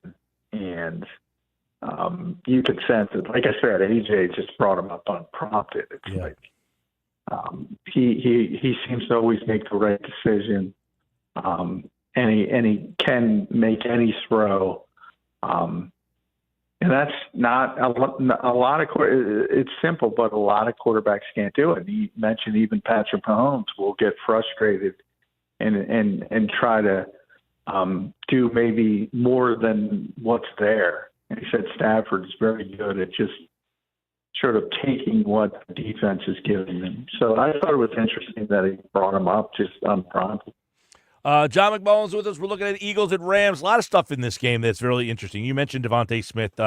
Your intuition would say he will or will not play. I expect him to be ruled out today. He didn't practice at all, didn't show his face at all. I think it's very unlikely he's going to play this week. All right, we'll get that. Player, I always say there's a little bit of difference. Certain guys, Jordan Mailata last week, didn't even miss all week because they don't practice into a Thursday game, and he had been out for the 4 weeks, but they let him play. So, he's one of those guys who doesn't have to practice every day, but the fact that he hasn't even been able to show his face is not a good sign for his status this week. That would be interesting. If he does not play, how does somebody actually texting in as we're having the conversation says, will Covey, who's back, you can talk more about his role coming back, because the question was, will Britton Covey move ahead of Dotson is the slot guy? But if Smith doesn't play, I would imagine Dotson moves to Smith's spot and Covey takes Dotson's spot, or how does that look? Well, there's no guarantee. I mean, I talked to Britton today and yesterday. There's no guarantee. He hasn't been told if he's going to be activated. Now, they haven't put Bryce Huff on injured reserve yet, so they likely will tomorrow, and they'll have a roster spot, and I would lean towards Britton being activated, but that's not 100%. But to answer that specific question, No, Jahan Dotson is the slot receiver. One Devontae Smith is out there. He's not pushing Jahan Dotson.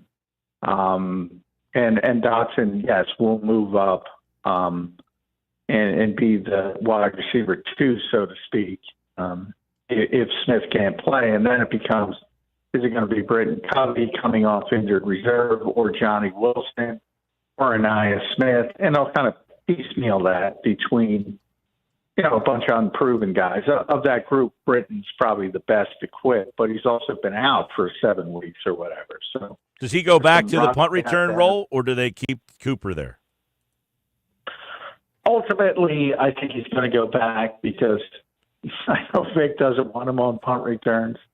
Don't want to risk a player of that caliber. So ultimately, but again, there's no guarantee he's going to be activated. I would lean towards he will. And then there's the rust factor as well. He hasn't been out there for a while. So, they might want him to practice for a couple weeks before bringing him back, just to shake that rust off. So there's a lot of ways they can go. They don't have a third tight end, for instance. So, they might have to either elevate C.J. Uzomah or pick or sign E.J. Jenkins to the 53-man, because E.J.'s out of practice squad elevation. So there's a couple of different ways they can go when it comes to Bryce Huff's spot. But ultimately, when Britton Covey does return, I do think he's going to be the punt returner, just to take some of the stuff off Cooper's plate. All right, John McMullen, of course, Birds 365, Sports Illustrated, looking at the matchups this week, Eagles and Rams. Eagles, this defense too. I was talking about one of the things that is a lot different. Last year, the secondary seemed like did not communicate, didn't know what they were doing. A lot of guys running wide open and free. I think that communication, having these young guys all kind of growing together, it tells you that this could even be, continue to get better and better and better as these young guys get more and more comfortable. Because we keep forgetting, you got 2 rookies, and they're communicating better than that team did last year. Yeah, I mean, the rookies have been great, Quinyon and Cooper, and the communication part of it. Yeah, I mean, they went out to, if you remember, Los Angeles last year. They struggled in the first half. It was one of their better things. They struggled really mightily with Cooper Kupp in the first half. All the slot issues, Bradley Roby was hurt. Everybody was hurt, and they were going through that sort of blender with all the different slot corners, and they were really struggling in the first half. And Slay went to Sean Desai at the time and say, "Yeah, we gotta scale this back. We gotta simplify it." And they did in the second half, and they played really well, completely shut the Rams down, won the game.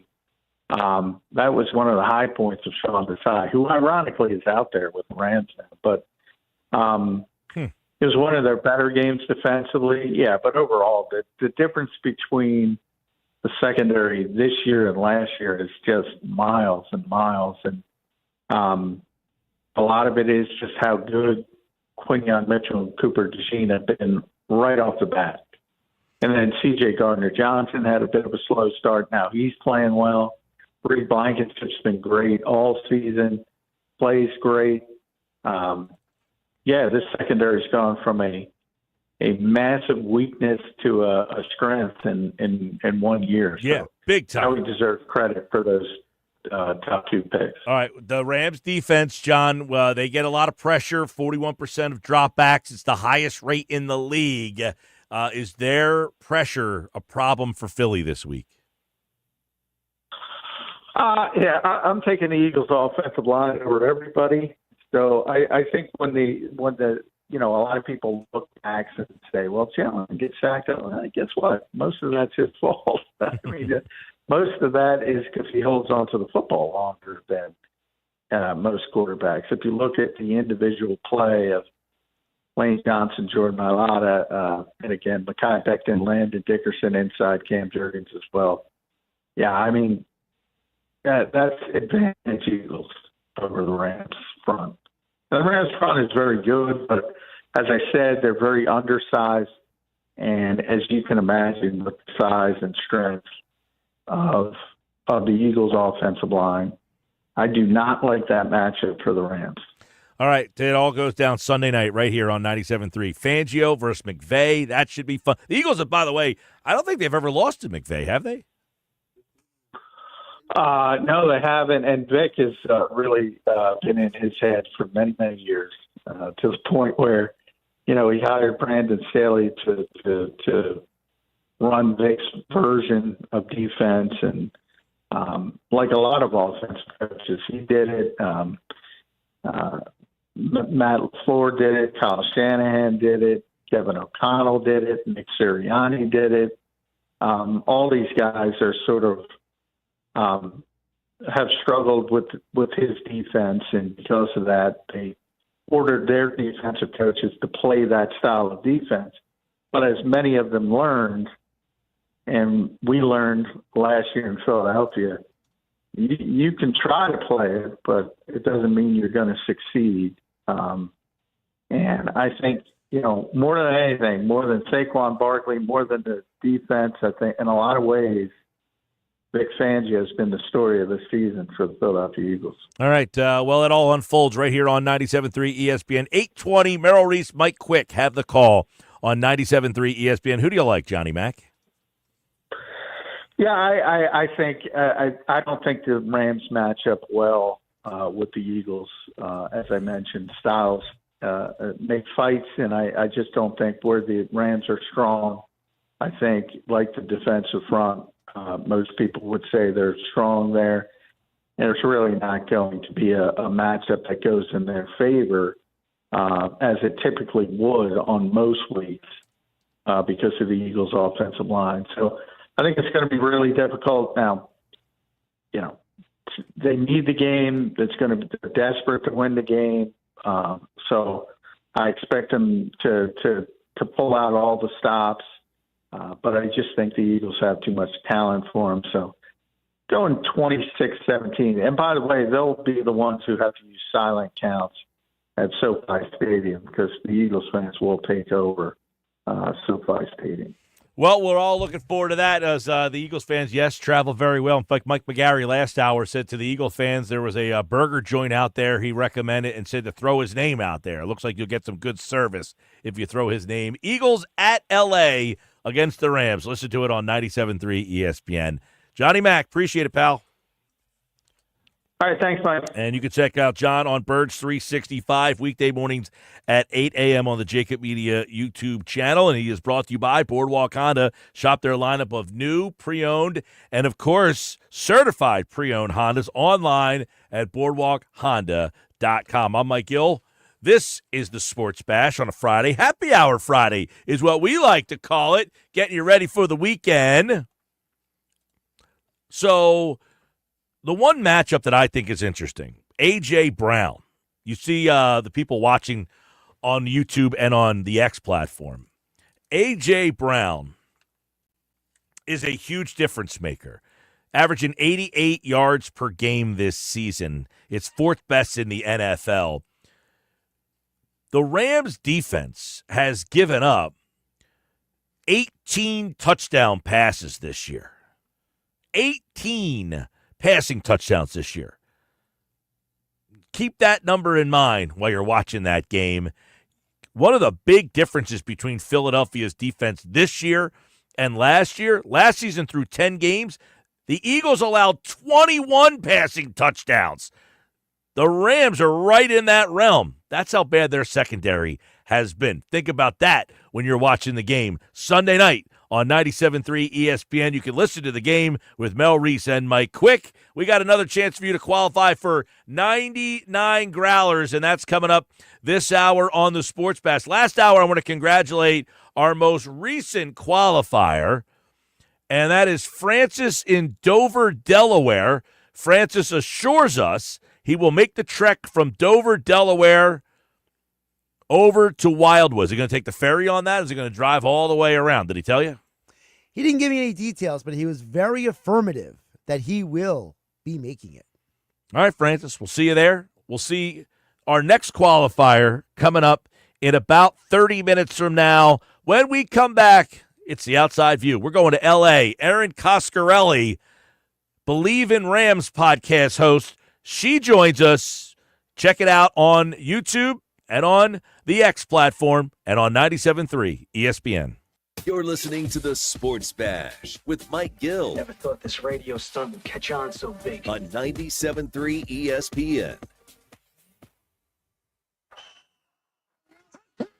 The best call to make on game day is ordering catering from the Piccadilly Inn. For parties big or small, the Pick does it all. Your guests will be cheering for the Pick spin on football favorites like pulled pork nachos, cheesesteaks, burgers, and their award-winning buffalo wings, tails, and ears. Get your chicken wing fix on Route 206 at the Piccadilly Inn. Join the flock and follow the Pick on Facebook or at piccadilly.com for their Pick game specials. And be sure to pre-order to guarantee your spot in Sunday's lineup. Time to work on your gift list with Black Friday deals at the Home Depot. Right now, get a select tool from top brands like Ryobi and Milwaukee for free when you buy a select battery kit. Choose from reciprocating saws, multi-tools, sanders, and more. Whether you're stocking up on power for your personal workshop or grabbing the perfect gift for someone else's. Get Black Friday tool deals delivered from the Home Depot. Limit 1 per transaction. Exclusions apply. Full eligible tool list in-store and online. Let's face it, winter can be a hard season. It's cold pretty much all the time. Blizzard, you have to shovel. Another blizzard, you slip on ice. But you know what makes winter suck a little less? Getting a free phone. Join Cricket Nation and get a free Samsung Galaxy A15 5G. Welcome to enjoying more. Welcome to Cricket Nation. Smile, you're on Cricket. Cricket 5G is not available everywhere. Must open a new line on the $60 unlimited plan. First month service charge and tax due at sale. Fees, terms, and other restrictions apply. See cricketwireless.com for details. Breaking news coming in from Bet365, where every nail-biting overtime win, breakaway, pick six, three-point shot, underdog win, buzzer beater, shootout, walk-off, and absolutely every play in between is amazing. From football to basketball and hockey to baseball, whatever the moment, it's never ordinary at Bet365. Gambling problem? Call 1-800-GAMBLER. 21 plus only. Must be physically located in New Jersey. Get in the zone, AutoZone. Welcome to AutoZone. What are you working on today? I think my battery's dead. With free battery testing and charging, we can help you get back on the road. Get in the zone, AutoZone. So what if I need a new one? We have the right Duralast battery for you, only at AutoZone. Get in the zone, AutoZone. And what about my old battery? We can recycle it right here at America's #1 battery destination. Get in the zone, AutoZone. Restrictions apply. Okay, everyone, what did you think of the chocolate bar? It's too chewy. Feels kind of chalky. Too much nougat. I need to go brush my teeth. Business is booming for Steph's small marketing research firm. After all these focus groups, there's only one conclusion. I need more researchers. And she's way too busy researching Does this have peanuts? to waste time researching resumes. I need Indeed. Indeed you do. Put our matching platform to work so you can spend less time searching and more time connecting with talented candidates. Visit Indeed.com/credit and get $75 towards your first sponsored job. Terms and conditions apply. This is a story of the one. As a maintenance specialist for university housing, he knows college students can major in wear and tear. Plus, housing so many students doesn't leave a lot of room to house all the supplies he needs. That's where Grainger comes in. With over 1 million industrial-grade products and fast, dependable delivery, Grainger carries the quality products he needs so he doesn't have to. From a new door hinge to a whole new faucet. Call, click Grainger.com, or just stop by. Grainger, for the ones who get it done. Happy Honda Days are here at Boardwalk Honda. With over 200 new Hondas in stock and more arriving daily, it's the perfect time to find your next car. Right now, enjoy huge savings off MSRP on select models and enjoy interest rates as low as 0.9% APR. Financing for up to 60 months on the new 2024 Honda Prova. But don't wait. Happy Honda Days won't last forever. Don't miss out. Stop by today or visit them online at HondaBoardwalk.com. That's HondaBoardwalk.com. It's JCPenney's best Black Friday ever. Shop thousands of deals all week long, like $14.99 small appliances from Cooks or Black & Decker. Get boots and more boots for women, just $19.99. And cozy up to the women's St. John's Bay cable, the sweater lived in and loved by millions, now $9.99. There's even a matching sweater for your dog. More holiday, bigger savings. JCPenney, make it count. Offers valid on select styles through 11/30. Deals excluded from coupons. See store or jcp.com for details. Home ownership. At Progressive, we know it's part of the American dream. It's winds blowing across a fruited plain, and also your new fire pit, which subsequently sets your gazebo ablaze. It's hard-hitting football, and an even harder-hitting price estimate from your general contractor. That's a star-spangled bummer.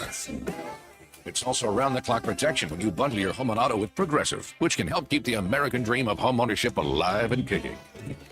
Get a quote at Progressive.com. Progressive Casualty Insurance Company affiliates and other insurers. Not available in all states. Go for holiday bliss.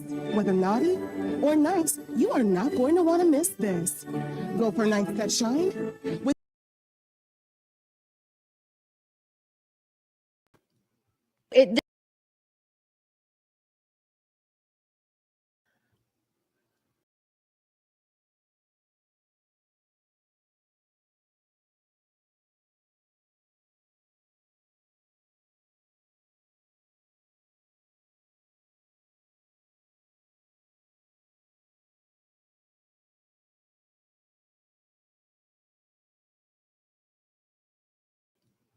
This team has felt like a tale of two teams at times.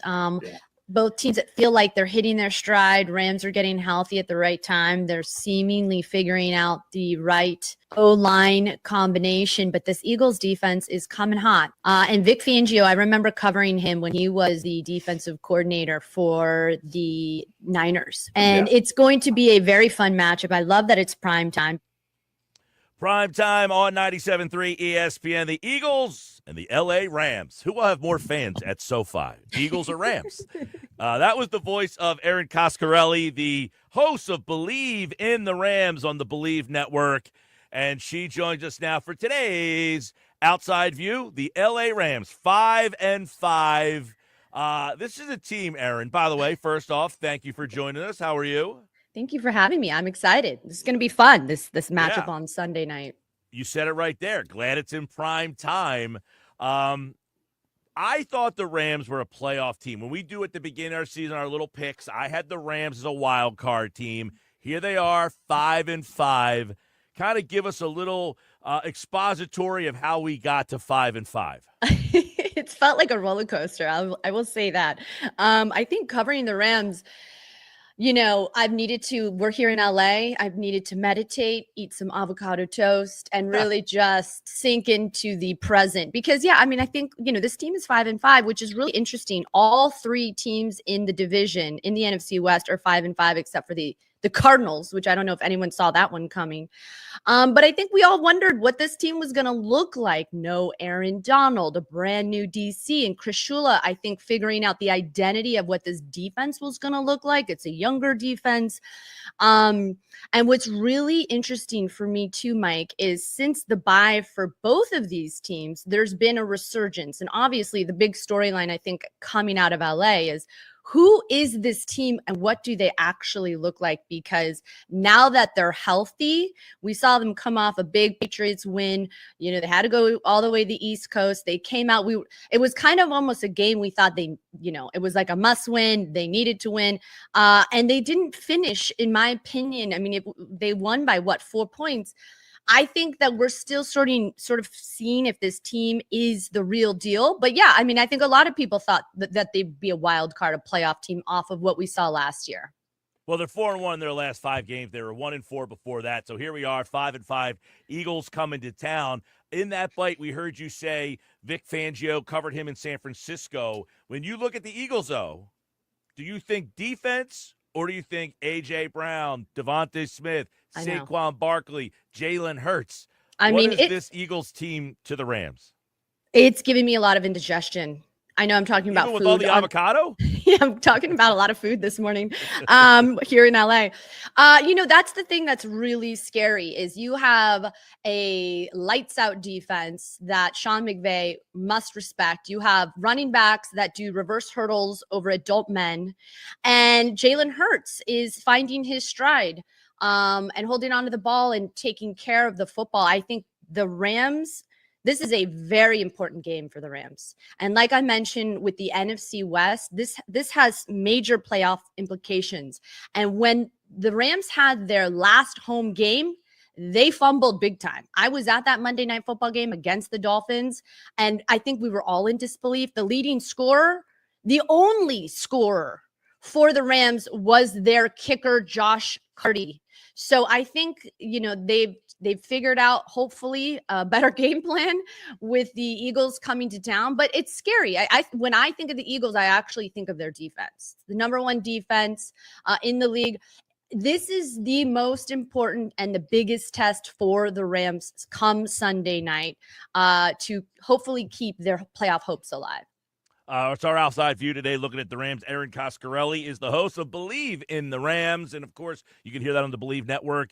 You got the Rams, Puka Nacua, Cooper Kupp. You mentioned the injury problems they have had. I'm really intrigued by that matchup. You got Quinyon Mitchell, the rookie, who has been outstanding. Darius Slay, Cooper DeJean against those guys in the pass game. Last week, the Eagles stymied the rookie in Jaden Daniels, but you got 36-year-old Matthew Stafford. He has seen all the tricks. So, do the Rams try to throw the ball against the Eagles' Vic Fangio defense, who doesn't blitz all that much, or is Kyron Williams the guy they lean on this week? I think they're going to try to lean on Kyron. I think they're going to try to slow down the game a little bit, give the Rams defense some breathing room. But, what's interesting is, like I was mentioning, it's been a tale of two teams for the Rams. Before their bye, like they were 1-4, and now they've won 4 of their last 5. I think, in my opinion, it's started in the trenches for the Rams. They've had a lot of different offensive line issues. Some guys were injured. So the big thing to look at, right, offensively, is what happened week 10, where Stafford was sacked 4 times against the Dolphins. He looked uncomfortable. He had 0 time. And then week 11 against the Patriots, they made a change under center. Sean McVay decided to bench Jonah Jackson, and he put the rookie Bo Limmer back under center. Stafford, 4 touchdowns, wasn't touched. The game, over 400 yards of offense. I'm curious to see. The matchups here are amazing because, like you said, you guys and Vic Fangio, he is so dialed in. I covered him back in 2013 when I was with the Niners, and he's got that team locked in.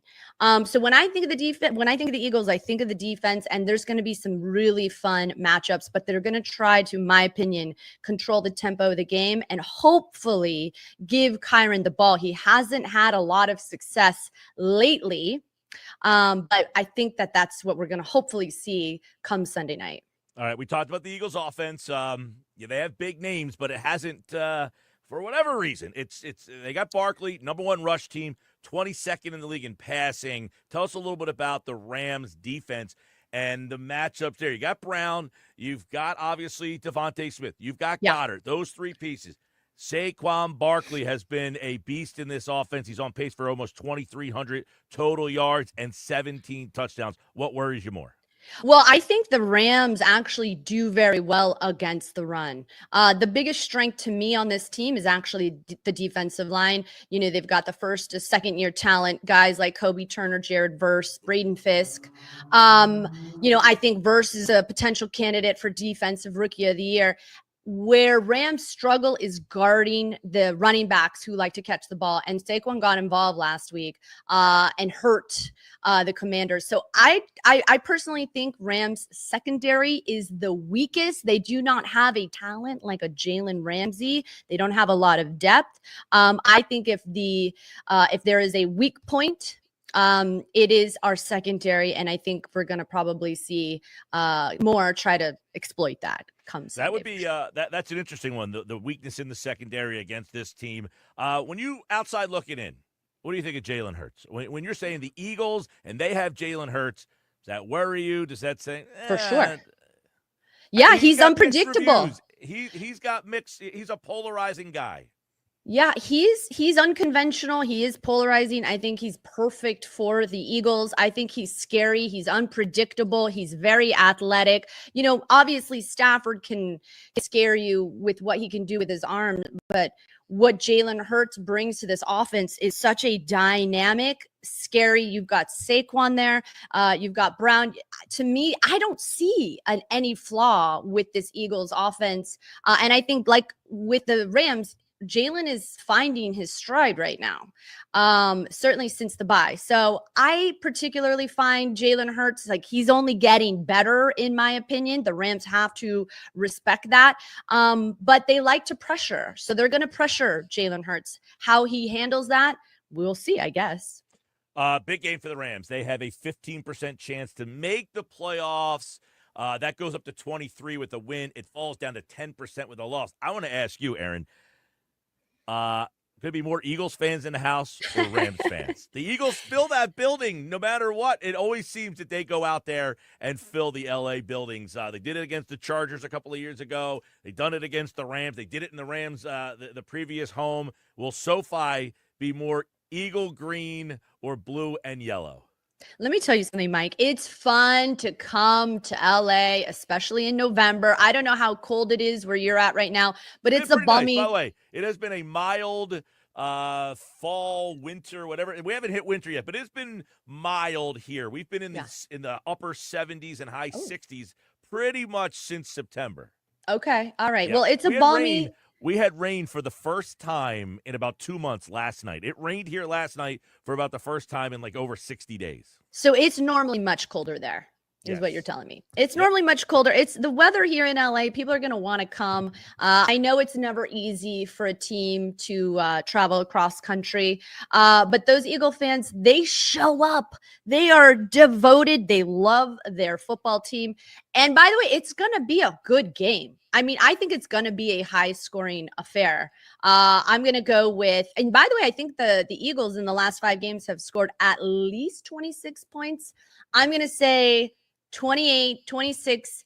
Eagles stay within that 26-point range, but this one's going to the Rams. 28, 26. Rams. All right, we'll see. You just said 15% chance to make the playoffs. They need this game. They need it. More than although the Eagles need this game if they want to stay and play for that number 1 seed. They are a game behind Detroit. Of course, you can listen to the game right here on 97.3 ESPN. Sunday, the pregame coverage starts at 7. The kickoff at 8:20 with Merrill Reese and Mike Quick. You can listen to more on the Rams. Believe in Rams. Erin Coscarelli is the host, and she has been our outside view today on the Sports Bash. Thank you so much, Erin. Mike, thank you for having me.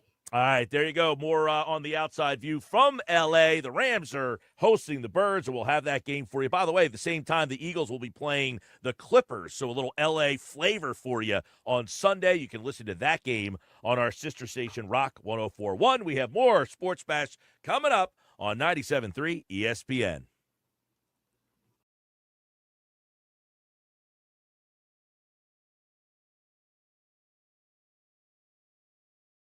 Play action. Sherrod down the lane. Sherrod with a layup up. Ribby, good. Sherrod McCain right down Broad Street. And a foul. It's Sixers Nets tonight. Coverage begins at 7 p.m. It's Sixers basketball all season long on South Jersey's radio home for Philadelphia 76ers basketball. 97.3 ESPN. For 75 years, Jenkins Plumbing, Heating, and Air Conditioning has been the name you trust, where one call does it all. Jenkins expert technicians have been delivering top-notch service to local homeowners. Renovating your kitchen or bath? Call Jenkins. Need a new heating or air conditioning system, service or maintenance, or even ductless air conditioning? Jenkins has you covered. They also specialize in water heaters, boilers, oil service, plumbing and drain cleaning, water line, and sewer main repairs or replacements. Call 609-641-6262 or visit jenkinsandsons.com today. Order for Jennifer C. Is this my double shot, double cream, double froth, double pump, double whip, double sleeve? Yeah. Can you handle that much caffeine? Did you know Discover automatically doubles all the cash back you've earned at the end of your first year? Oh, really? That's great. Seriously, did you know Discover automatically doubles all the cash back you've earned at the end of your first year?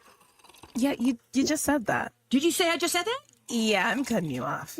I can't have any more? Why not? You earn, we match. Discover Cashback Match. See terms at discover.com/creditcard. It's Black Friday build-up at Lowe's. Get a head start on Black Friday all month long with exclusive deals.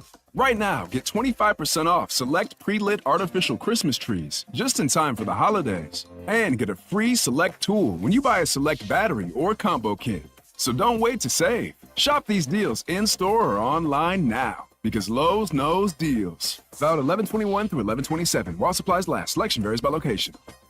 Wesley Financial Group is not a law firm. An important message about your timeshare from Chuck McDowell, founder of Wesley Financial Group. If you receive an unsolicited phone call or mail piece to discuss selling, renting, or especially canceling your timeshare, don't fall for it. Contact your timeshare resort or Wesley Financial Group for assistance, and I'll send you our timeshare exit information kit free with the straight facts about timeshare cancellation. Call 800-611-7272. 800-611-7272. Paid for by Wesley Financial Group. Jersey Cow, a great place for the family to hang out and eat ice cream. At Jersey Cow, everything is homemade, small batch, right here in South Jersey with only the best ingredients. Enjoy Jersey Cow in Northfield and Brigantine with all the fall flavors, bringing back popular classics while introducing some future favorites as well. For the best ice cream with constantly rotating flavors, come taste the best homemade delicious ice cream made right at Jersey Cow.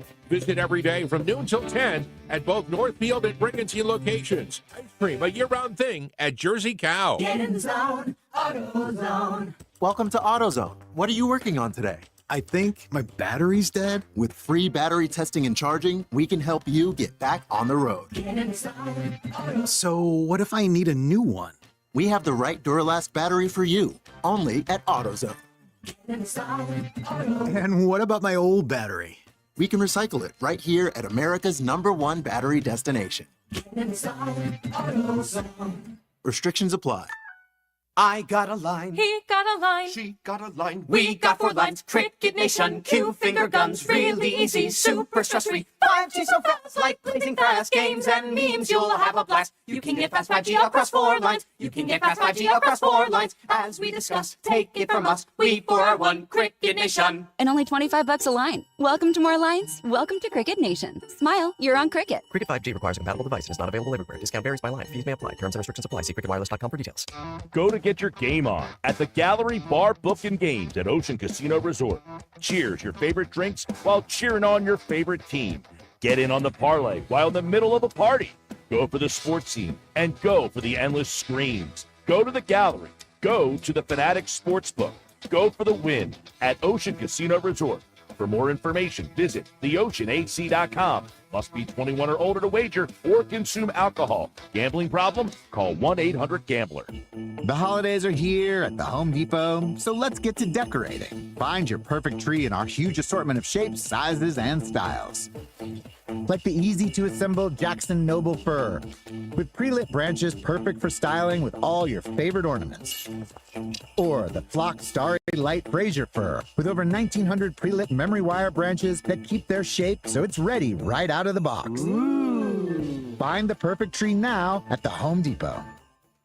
Hey, it's Chris Coleman. It's the Get Holiday Ready sales event at Kindle Ford with low 1.9% APR for 60 months, plus $1,000 holiday cash on select Ford vehicles and up to 90 days deferred first month's payment. All offers with Ford credit financing through January 2nd, 2025. See Kindle for details. For work or play, you're going to find it on Kindle's huge 100-acre lot just off exit 10 of the Parkway on Stone Harbor Boulevard. Or shop right now at KindleFord.com.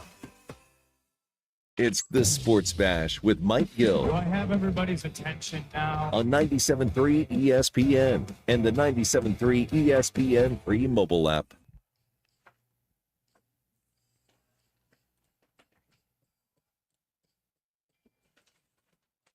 $3:48, Happy Hour Friday. Friday 5, it's brought to you by BMW of Atlantic City. Your luxury BMW experience is closer than you think. Take advantage of exceptional savings and experience luxury today. BMW Atlantic City in Egg Harbor Township. Thanks to Erin Coscarelli from Believe in Rams. She does a really good job. She's been doing that for a while. She used to cover the Niners, too, when Vic Fangio was out there. So those of you who heard her talk about, she said she thinks that the Rams need the game more than Philly. Do we actually think they need the game? I mean, the Eagles are likely going to make the playoffs, but who does the game mean more for? The Eagles trying to get number 1 seed or the Rams just trying to get in the playoffs? I don't know. I mean, I don't think it's definitive that this game means more than it does for Philly. I know the Rams need it to. They're going to stay in that division race no matter what because that division stinks. Yeah, the division is down for sure, but I do think, there is a chance there's a little more desperation for a Rams team that understands that they're more desperate. Right. They were injured for a chunk of the first half of the season. In their first 5 games. 4-1 since. They were 4-1 since the bye week. So, but they were 1-4 before the bye week. Well, they had a lot of injuries. That's my point. Right. So now that they're getting healthy, like for example, there's a chance that their right tackle Haverstein will be back this Sunday after missing 2 games. So if you are a team that's getting healthy, you want to take advantage of that. How many people, by the way, Jason Kelsey is going to be hosting a new late night TV show. And it's going to be called, what's it called? What is it? It's Late Night with Jason Kelsey. Yeah, it's a take on the old NFL Films title from back in the 1960s. It's a clever title. It'll probably be fun, but I'm not exactly going to be like, I have to watch it live. I'll probably watch it delayed. They call it Late Night with Jason Kelsey. That's the name of the show. They call it Late Night with Jason Kelsey. 5 consecutive Friday nights, January 3rd throughout the playoffs. It's going to be filmed in Philadelphia on Friday, afternoons, and then it will air at 1 o'clock in the morning on ESPN. But really, the main point of this is it will air on ESPN Plus, ESPN's YouTube channel, and all of their social media, the ESPN app. So the show will be taped to live on Fridays. It will air at 1 o'clock on ESPN TV, but it is not for people to watch at 1 o'clock in the morning. This is for something that go on their YouTube channel. But Jason Kelsey, could he be the next Johnny Carson? I wouldn't go that far. Jimmy Kimmel. He was on Kimmel last night. He broke the news. On Kimmel, yeah. So when he left Kimmel last night, he got harassed by a gentleman, and this guy did a complete 180. He berated Kelsey, and then Kelsey, God bless him, gets out of the car, finally decides, the guy's basically yelling at him. He's coming out of the Kimmel studios, and I guess there's a bunch of people that know that the famous people, the guests come out of that door. Right. So he is berating. I can't even air in it. He's just absolutely using every 4-letter word you can come up with and just completely ripping him apart for not signing autographs. And Kelsey says, look, I have a policy that I don't sign autographs when people follow me to a spot where they know I'm going to be. So the guy just keeps ripping him. Finally, Kelsey gives in, and he comes over, and the guy does a complete 180, praising Kelsey, how nice of a guy he is. I mean, you got to check out the video. TMZ Sports has the video. Well, I will say that it was mostly the other people who were complimenting Kelsey at first when he walked over. Then the guy realized that he was the one loser, and he looked and sounded like an idiot to the point where, remember, because he said, "Don't show the video. I'm embarrassed of myself." Right. So it's like, first of all, to me, that guy should be arrested. I mean, that's harassment. Second of all, I agree. By the way, I think Kelsey came over because when you showed me the video, Mike, I was actually watching what was going on, less than listening to the guy personally. You could see that there were people who left Kimmel with Kelsey who kind of went to him in the car and talked to him. Then Kelsey came out. I think Kelsey overruled his team and said, listen, I'm just going to go do this. Well, what I was going to say is I think that they had a conversation in the SUV about what they were going to do. Yeah, I mean, the guy was a lunatic. The guy should have been arrested. He should have been.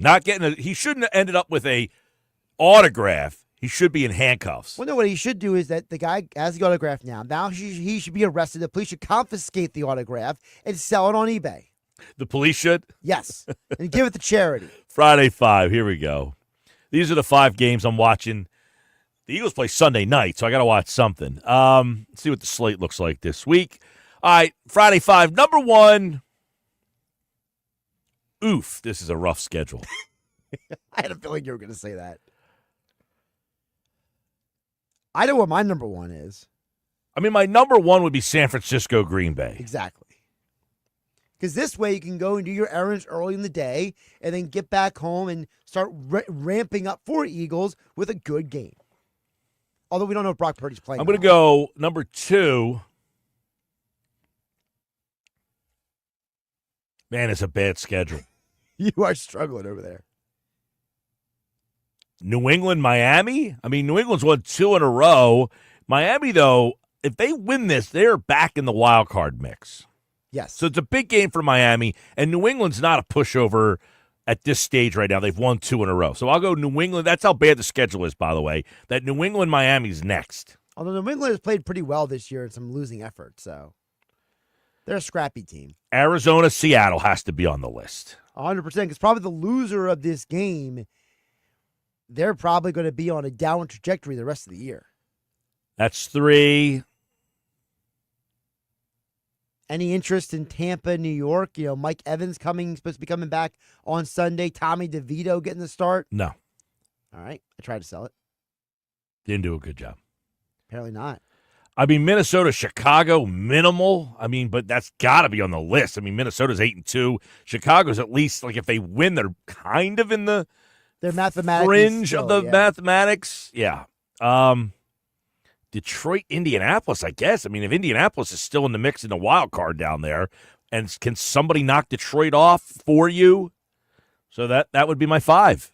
Minnesota, Chicago, Detroit, Indy, New England, Miami, San Fran, Green Bay, Arizona, Seattle. This schedule's awful this week.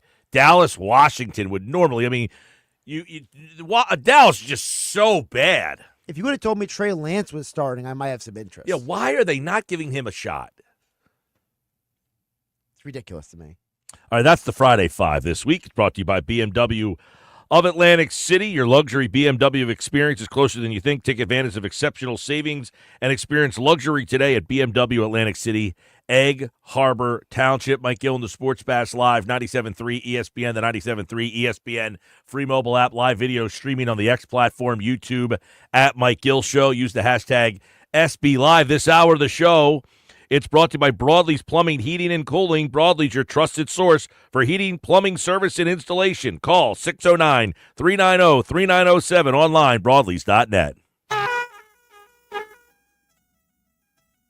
And there's our 99 Growlers contest sounder, 609-573-3776, 609-573-3776. Caller number 7. Right now, you're entered for 99 Growlers Party, live at Mud Hen Brewing Company in Wildwood. You must be present to win on Wednesday to be a part of 99 Growlers. It's our biggest party of the year. We've got 99 pairs of tickets, Eagles Steelers club box seats for December 15th at the link. We've got Sixers tickets, Flyers tickets, concert tickets, tickets to area shows, and more. Eagles memorabilia going to be in the house as well. It's our 99 Growlers Party, biggest party of the year, and it's live exclusively at Mud Hen Brewing Company in Wildwood. Check out mudhenbrew.com for more information on the Station House, how they can host your holiday party. This is South Jersey's official home for Philadelphia Eagles football. The Eagles continue the 2024 season on Sunday Night Football in L.A. against the Rams. First, under center, to Barkley. Barkley across the 30, 25, 20, 15, 10. Good boy! Pre-game coverage starts at 7 p.m. with Merrill Reese and Mike Quick calling all the action starting at 8:20. This is the play-by-play home of the Philadelphia Eagles, 97.3 ESPN, South Jersey's Eagles station. I need a new car. Under 20 grand? Okay, well, what's my trade worth? You know what? I'm going to Matt Blatt Kia, where I can get some straight talk. Brand new Matt Blatt Kia Forte LXS, under 20 grand. That's right, a brand new Kia, just $19,999. With any trade, that's less than most used vehicles. Currently buried in a loan or lease, Matt Blatt Kia wants to get you released and into your new Kia with 0 down, 0 payments until February, even 0% for 72 months on every clearly marked new Matt Blatt Kia in stock.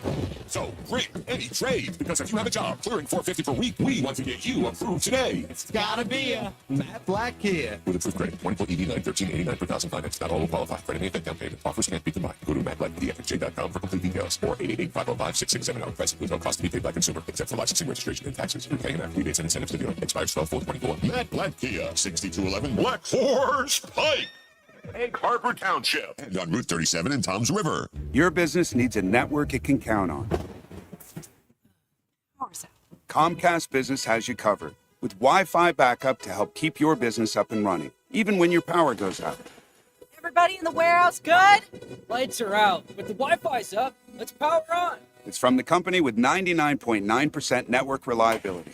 Break room, you good? Can't microwave my burrito, but Wi-Fi's fine. Let's power on. Power on with the leader in connectivity, Comcast Business. Powering possibilities. Ask about Wi-Fi backup for your business, or get started with reliable internet for $59.99 a month for 12 months with a 2-year agreement.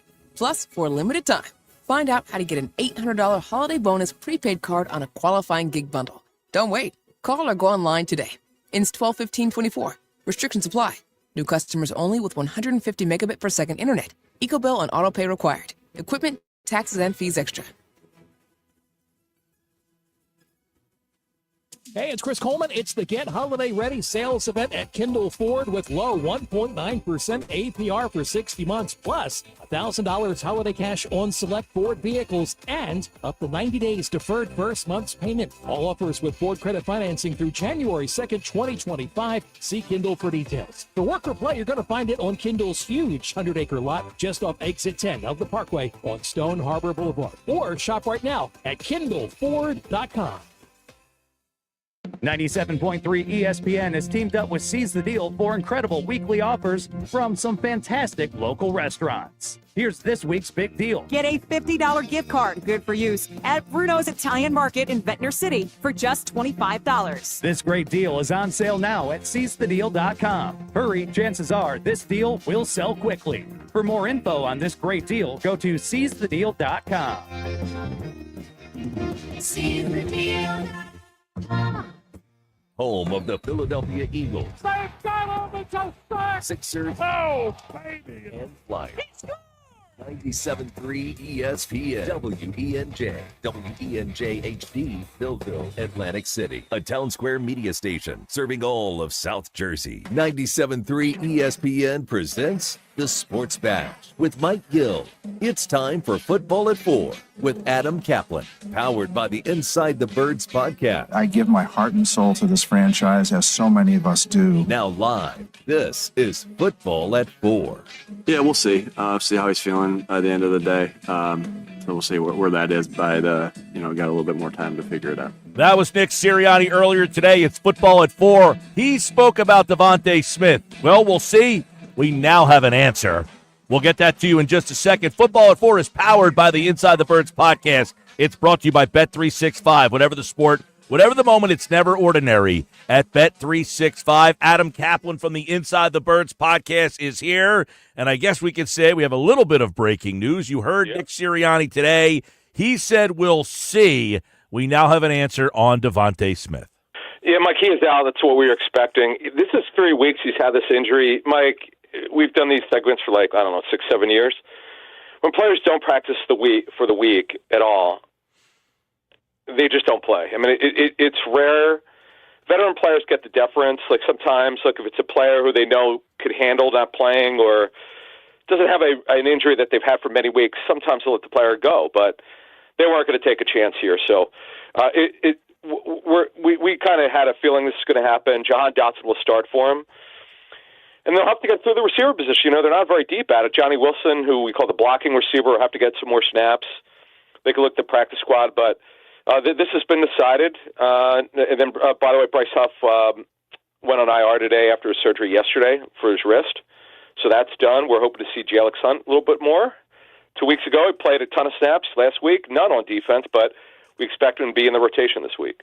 Yeah, you just mentioned Dotson. What do you think Covey goes into the slot here then? Well, here's the thing. They have to activate him for the game. He has started practicing this week. See, Mike, he's been out for so long, nearly 2 months. The question is, it's not about health. The shoulder, as I understand it, the fracture is recovered. It's healed. It's just a matter of how's his conditioning. If they think his conditioning is good, they'll activate him by the deadline tomorrow, 4 p.m. Eastern. If not, they'll keep him going another week. And he did really well in the slot. And boy, it sure sounds like, by the way, that Covey will take over as punt returner. That's not decided yet, but once he's back, the way Nick Sirianni, sometimes you could see the hints, Mike. Yeah.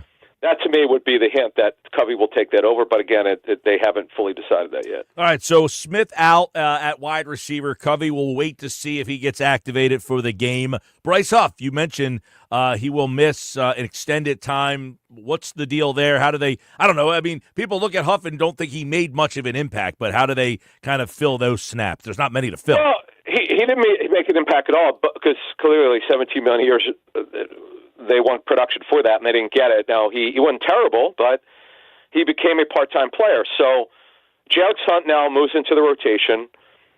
You really can't play Brandon Graham more than they have. We know Josh Sweat is a terrific player based on the way he's played him, and he has been, Mike, he very quietly has had what we would call a bounce-back season. Now, is Josh Sweat the player he once was? That's debatable, but he's really bounced back after a very disappointing year last year. Mike, let's kind of call it like it is. It was disappointing. He really regressed, and he's bounced back in a big way. I mean, give the guy credit. He got himself together. Now, the only guy they could really go to on the practice squad is Teron Jackson. You know, Mike has been on and off the Eagles roster for a number of years, who was a draft pick back in 2020. So really right now you're looking at Nolan Smith now, who's playing. He was playing more than Huff anyway. Nolan Smith, Josh Sweat, Jalen Hunt, Brandon Graham, Milton Williams. Our Andrew DeCecco says it's more of a heel injury, not a foot. Williams is expected to play, so it's just a matter of, do they want to go with four-man fronts? Do they want to go with, how they want to do this? We'll have to see against the Rams on Sunday night. But the bottom line is, those are the guys that they have. And this is a thing on their practice squad, Mike. They just don't have that. They signed O'Shawn Mathis, who's a former Rams draftee, who I can't imagine he'd play in this game. He just signed with the Eagles. He had only one practice, which is today's, which is short, and they'll have the walkthrough before they fly tomorrow afternoon to L.A. But the bottom line is, Mike, they're a little bit thin now at edge rush. That's something they're going to have to take a look at. All right, Adam Kaplan, let's take a look at some of the key matchups in this game. The challenge from the Rams offense, obviously Nakua, Puka Nakua, Cooper Kupp, yep. The fact that Matthew Stafford, he is a savvy veteran quarterback who still has some heat on the fastball. Kyron Williams. This is a pretty interesting offense. They were banged up, but they're 4-1 since they've gotten healthy. Yeah, the Rams definitely present something from Williams in the run and pass game. Williams is a good screen runner. Last week, Austin Eckler got them badly. He got the Eagles linebackers. We showed this on the Inside the Tape show with Greg Cosell, where they caught Zach Bond flat-footed. He was late on a play, and they gave a big play to Eckler. So that's something, obviously, that the Rams will try to exploit. If you don't get pressure on Matthew Stafford, he could tear you apart. Now, the Dolphins got pressure on Stafford 2 weeks ago, and he shut them down. The Rams at home only scored 15 points. The Eagles, as we know, are a low blitz team, below 20% last week. They played a coverage-based defense, which is actually what we were expecting against a young quarterback. And it worked. Now, I would say you'll just mix up their coverages against Stafford. We know he's seen everything, but the true Fangio defense, what Stafford talked about this week with their media in L.A., like he's gone against it before. You don't blitz. You play coverage. The Eagles, Mike, they didn't have the coverage players last year, but they have it this year. And by the way, the game that they played in Week 5 last year, I think it was October 8th, Stafford had a really good first half. They shut him down the second half. And things are way better, Mike. The discipline of this defense is way better. You mentioned Nakua and obviously Cooper Kupp, and there are Levy Heaven personnel. The Eagles can match up against them pretty well. Cooper DeJean becomes a major factor now as that slot defender. That's where you can really help them. They don't do anything with their tight end, so you don't have to worry about that. Yeah, I mean, obviously, this is a tough team to read because of the before and after the injuries. But it's obvious when they're healthy, they have a pretty dynamic offense there. Do the L.A. Rams? Let's go to the defense. They've got some interesting challenges. Verse up front. They get to the quarterback. They've got some sacks. They're susceptible to the big play, though. They've given up 18 passing touchdowns. Perspective, the Eagles at this point last year had given up 21. So you saw how bad the Eagles' pass defense was last year. Yep. They're in the same, right around the same touchdown number. Yeah, before we move to the switch sides, though, to me, the Eagles, now one thing, Mike, with the Rams defense and the Eagles offense, I think what you have here is you've got the Hurts factor on the run, and that game last year, Mike, this is crazy. Hurts touched the ball 54 times, 15 rushes, a bunch of passes. He got sacked once. He was a major factor in the game. Actually, he dinged up his knee there in L.A. at SoFi last year last October. But to me, this is a very young Rams defense. You mentioned Some of their young defenders. Byron Young, by the way, he is number 0, a really good player, a little bit older for a second-year player out of Tennessee. He's really talented. Jared Verse in the running for rookie defensive player of the year. They've got a very good rotation. Brandon Fisk, number 55. I know the Eagles have an elite offensive line, but Chris Shula, it's interesting. Chris Shula is their defensive coordinator. He actually went to college with Sean McVay at Miami, Ohio. It's kind of crazy, isn't it? College teammates now are calling offenses and defenses, so they're not very good at corner. Now I know the Eagles aren't going to have Devontae Smith, but you still got to spread them out. The Eagles played a lot of 12 personnel last week, a lot of 2 tight ends, 2 receivers. They'll probably do that this week, but you could still spread them out, get Grant Calcaterra on the field, who more or less, Mike, is a slot receiver, the way that they use him. So I expect the Eagles to spread them out a little bit. I'd like to see that see Saquon Barkley in the pass game a little bit, like we saw last week. That the middle play, that play down the middle, which was huge. They just don't have a lot of experience, Mike, on defense, and that to me is where the Eagles could take advantage of, particularly in their front seven. Yeah, when you look at Philadelphia's offensive line, they do rush the passer. They have the best pass rushing percentage in football. They get to the quarterback 43% of the time. But you think anytime that pass rush is a team strength, you hope the Eagles' offensive line kind of is the kryptonite there. Yeah, and I don't really worry about that. Look, they're very young. They've got some versatility. But the Eagles, I don't see them struggling here. It's just they're a bunch of speed rushers, and this kid Kobe Turner, who's phenomenal, defensive tackle, he is really good. You're going to see him up front. They've got Kobe Durant in the second or 20. They've got 2 Kobes, but they spell it differently. This is a young defense, Mike. Look, a young defensive coordinator, 30 years old, Chris Shula, calling the plays for the first time in his career. So there are a lot of advantages for the Eagles here. I'm a little bit concerned with Devontae Smith being out. Mm-hmm. Their depth is going to be tested, the Eagles at receiver. They just don't have much. This is something, if there's one issue right now for the Eagles have, Mike, it's depth at the edge on defense and depth at receiver. We knew it was not good to begin with. We know they don't use a lot of 11 personnel. That's not the point. The point is when somebody gets hurt, we've seen how bad the Eagles do without A.J. Brown. Mostly when he's not played, they've been awful. Now they got away with it against New Orleans because of a couple big plays, but that's one thing to keep an eye on as we go forward, the depth at receiver. Now, by the way, once they make a decision with Covey, he'll be in the rotation at slot. Then that's something they've missed, is that slot receiver.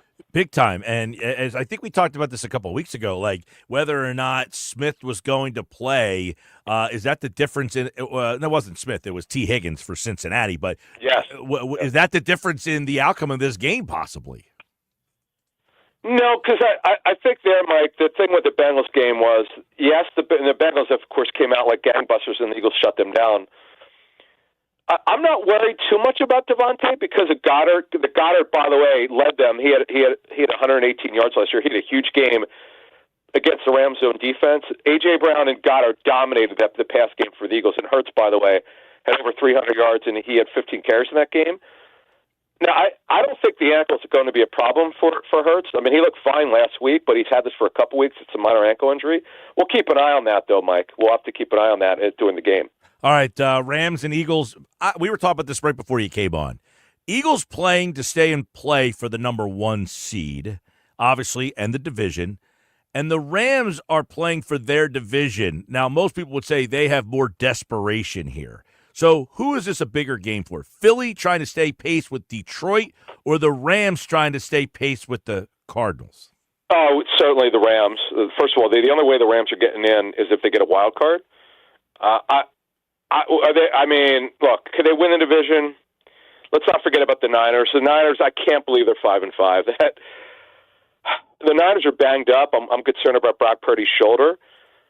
The Rams, Mike, are sort of like they seem to overachieve significantly each year. I just don't see. I don't see them win that division. I know for grabs. I got to think the Niners. Well, we'll talk more about this going forward, but I can't imagine the Niners don't win that division. It's hard to understand why they keep underachieving. I know the Niners are banged up. They've got a number of players on offense being out. But this Cardinals team has been, I don't know about you, Mike, there have been 4 or 5 teams that have shocked me for good or bad reasons. I never thought the Cardinals could be a good team, but they certainly are. Yeah, they're in this thing still. That division plays against each other a whole heck of a lot down the stretch. Before we let you run, thoughts on Daniel Jones getting released today?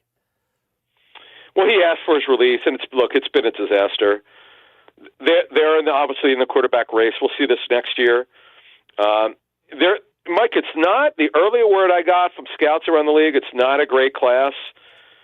Now we have to see who declares and so forth, who does well in testing and everything, but it does not appear to be a great class. Now, you got to wait 3 years to see how these quarterbacks do, but the Giants are a reboot. It's not just the quarterback. They've got a lot of issues on offense and defense. Adam Kaplan, Football at 4, powered by the Inside the Birds podcast. And, of course, check out Inside the Birds pre-game show and their post-game wrap-ups at Inside the Birds. You can check out the podcast on all podcasting platforms and on their YouTube channel. Adam, take care, bud. Thank you. All right, Adam Kaplan with the injury updates and the news you need for the game on Sunday. We got it for you here on 97.3 ESPN. As he mentioned, Devontae Smith will miss the game. He has been already ruled out. And, we brought this up earlier in the week, when he was kind of missing practice and he wasn't playing. Was this something that we should start to be a little bit concerned about? And, at first you don't kind of think of it, he just needs – because he's been sitting out practice in other weeks too. And in this particular week, for whatever reason, it just felt a little different. And now he will not play in the game. And how much does that change the dynamics of this game that Philadelphia will not have Devontae Smith? This is one of those things that the Eagles, that's the one position, they can withstand the left tackle going out, and they can withstand the right guard going out. They've been able to overcome a lot of these injuries, but this is one spot when they have the 2 losses this year, it's been because Brown has been out and Smith did not play, and that is something that I think is definitely closes the gap in this particular game. Yeah, so just to remind folks, so Smith actually sustained the hamstring injury during the Eagles' win on Thursday Night Football. You said folks? I might have. Yeah. It's a very old-fashioned word. Yeah, I'm getting old. I just want to remind folks. It's very folksy I actually to might say have more folks. white and gray in my face than you do at this point. So now you're staring at me. Check it. Yeah, I don't see any. It's literally right here and right here. Yeah, I'm not seeing it. I'm maybe. Yeah, I don't see any gray or white for that matter. Here, I got plenty. You got a little salt and pepper there. Yep, I do. But anyway, my point is that he injured the hamstring on Thursday night, and I'm assuming the hope was that, hey, a few extra days off, he might be okay. But, Mike, the Eagles have been pretty careful with the hamstrings this year. This is now another guy. Well, he has been out. He's been limited at practices the last couple of weeks, but he keeps playing. Right, but it hasn't always been a hamstring. It's been a little tweak here, a little tweak there of different issues. But remember, it was A.J. Brown who missed 3 games. It was Dallas Goedert who missed 3 games. It was Jordan Mailata who was on the injured reserve for 4 weeks. So we know the Eagles already like to be cautious with a hamstring. So I wouldn't describe Smith being ruled out as a surprise. No. I mean, anything hamstring related is it's not a surprise, but it's concerning because those things linger around. Couple betting lines for you for the game on Sunday. Eagles are 4-1 against the spread on the road this season. By the way, the opening line was 2.5. It is now, I think, around 3, depending on what you're using as your. This is the ESPN bet line. The Eagles are 4-1 against the spread on the road. They are 13-2-2 against the spread against the Rams going back to 1986. I mean, they have dominated them in that area. They are 11-4 against the spread under Nick Sirianni, when the line is between +3 and -3, and they are 9-1 against the spread in their last 10 in those situations. So this is all pointing towards an Eagles cover, which would also mean an Eagles win in the game. Now, this is the negative side. They are 3-7 against the spread in their last 10 games when laying at least 3 points. In other words, 3 or more. They have not been good as a cover when they've been a 4, 5, 6-point spread. They are 4-1 against the spread, though, in their last 5 games. Matthew Stafford is 8-13 against the spread as a prime time underdog and is only 2-4 with the Rams. So a lot of Eagles numbers in this game. And the line opened at 2.5, and it's bounced up to 3. So it sounds like a little bit of money going towards Philadelphia here. Not a whole heck of a lot. Not enough to really budge that thing up to that number 3.5 or 4, which is not a good Eagle number. Yeah, when I saw it this morning, the public money was 60% on the Eagles. So I wonder if that changes now with Smith going out. I don't think the line will be affected all that much, but I wonder if the money is affected. I mean, it could very well be affected because of the fact that there might be a contingent of people who are looking at the Eagles like, the Eagles can still win this game, but it might not be cleanly. You know what I mean? It might not be, a decisive 3.7 points now. By the way, coming up, we've got Stump the Sports Geek. Now, yesterday we gave 8 questions. All right? So we're going to start letting people guess today. We will do a total of 12 questions today, and this will be the last person of the 99. Right, this is literally the final slot that this person is qualifying for. This will be the final person. So there will be 12 questions for Stump the Sports Geek today. And your fate is in my hands. How many of the 12 questions do you think that Josh will correctly answer? Let us know. 609-403-0973. Leave your name and where you're from and how many questions you think he will answer correctly. If you don't leave your name and where you're from, you're automatically disqualified. We've had that happen over the last couple of days. People get the correct number that he answers and don't leave their name and where they're from, you're out. Yeah, sorry. That's an easy way. This is like being a coach and running people until they actually quit themselves so you don't have to cut them. Right. You've been cut. You cut yourself. Right, you cut yourself. It's true. I've seen that happen, too. 609-403-0973. How many of the 12 trivia questions do you think Josh will answer correctly today? And the winner today will be our final qualifier for Wednesday's 99 Bottle Show. Now, I do want to know, because it was 10 questions on Wednesday, 8 questions yesterday, 12 today. Yes. Have you purposely been changing the total? Yes. Okay. Yes. I was curious about that. Yeah, because, if you keep getting 10, you might be in that same wheelhouse of like 7, so people can get used to that. So one day 10, one day 8. Today we're going to go up to 12. I figured there was a reason because there's usually a method to your madness. Yep.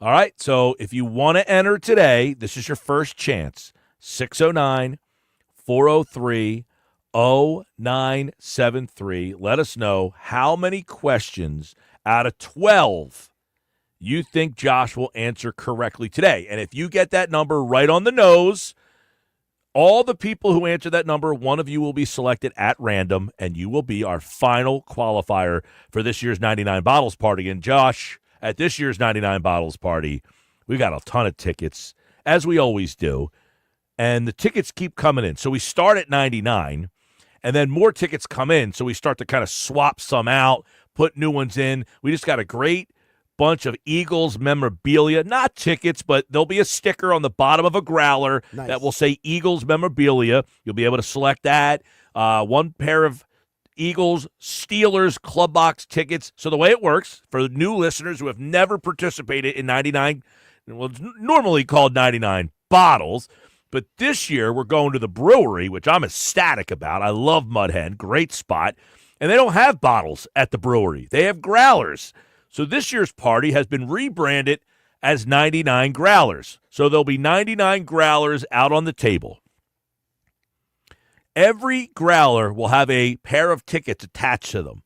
So when you pick up the growler, you will look at the ticket, the sticker on the bottom, and it will tell you what pair of tickets you just won.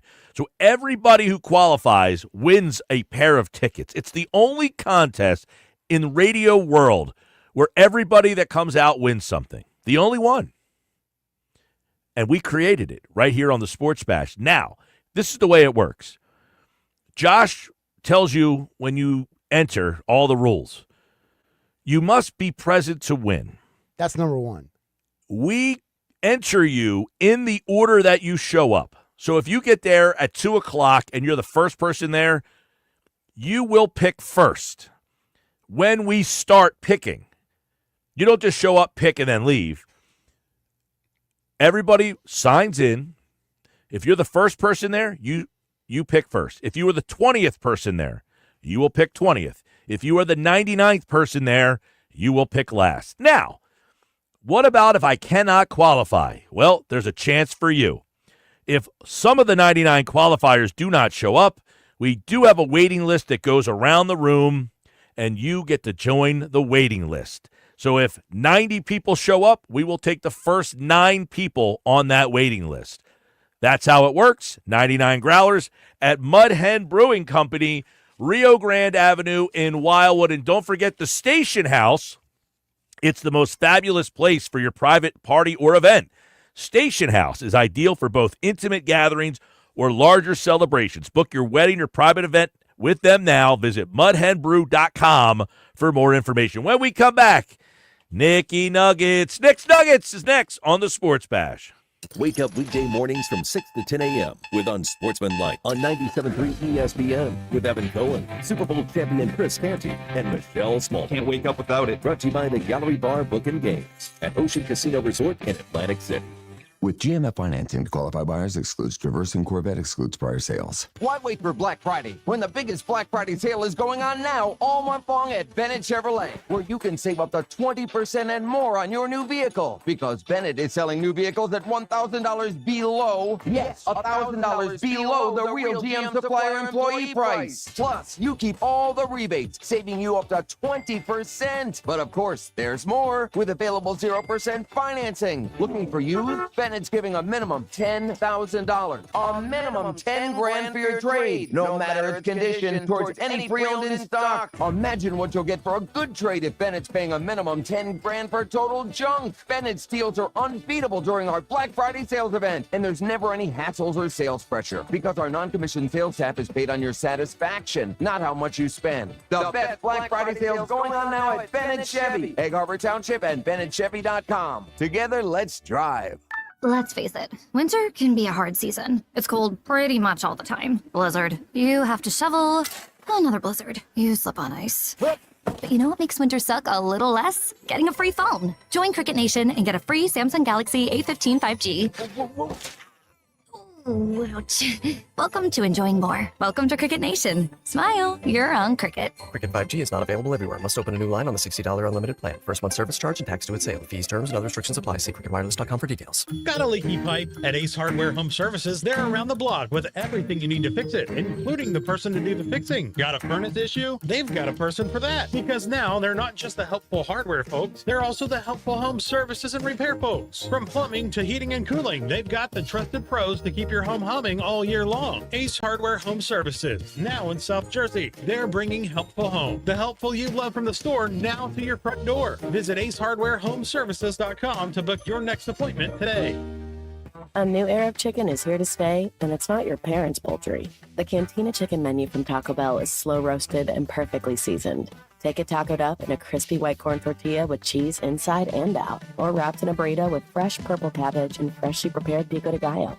However you like it, you'll never chicken the same way again. Get yours today at your nearest Taco Bell and join rewards to earn free food. Available at participating stores. Rewards points are earned on qualifying purchases. All items while supplies last. Subject to terms. Tired of hearing no? Everywhere you go, we turn no into go during Black Nissan's November sales event. Say no to high-priced new cars. Brand new Matte Black Nissan Sentra S, just $19,999. Say no to low trade offers.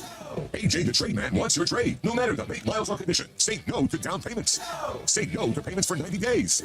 And say no to high interest rates. 60 months, 0% financing on every clearly marked new Nissan. Backed by Matt Black's 4-day love it or leave it return policy.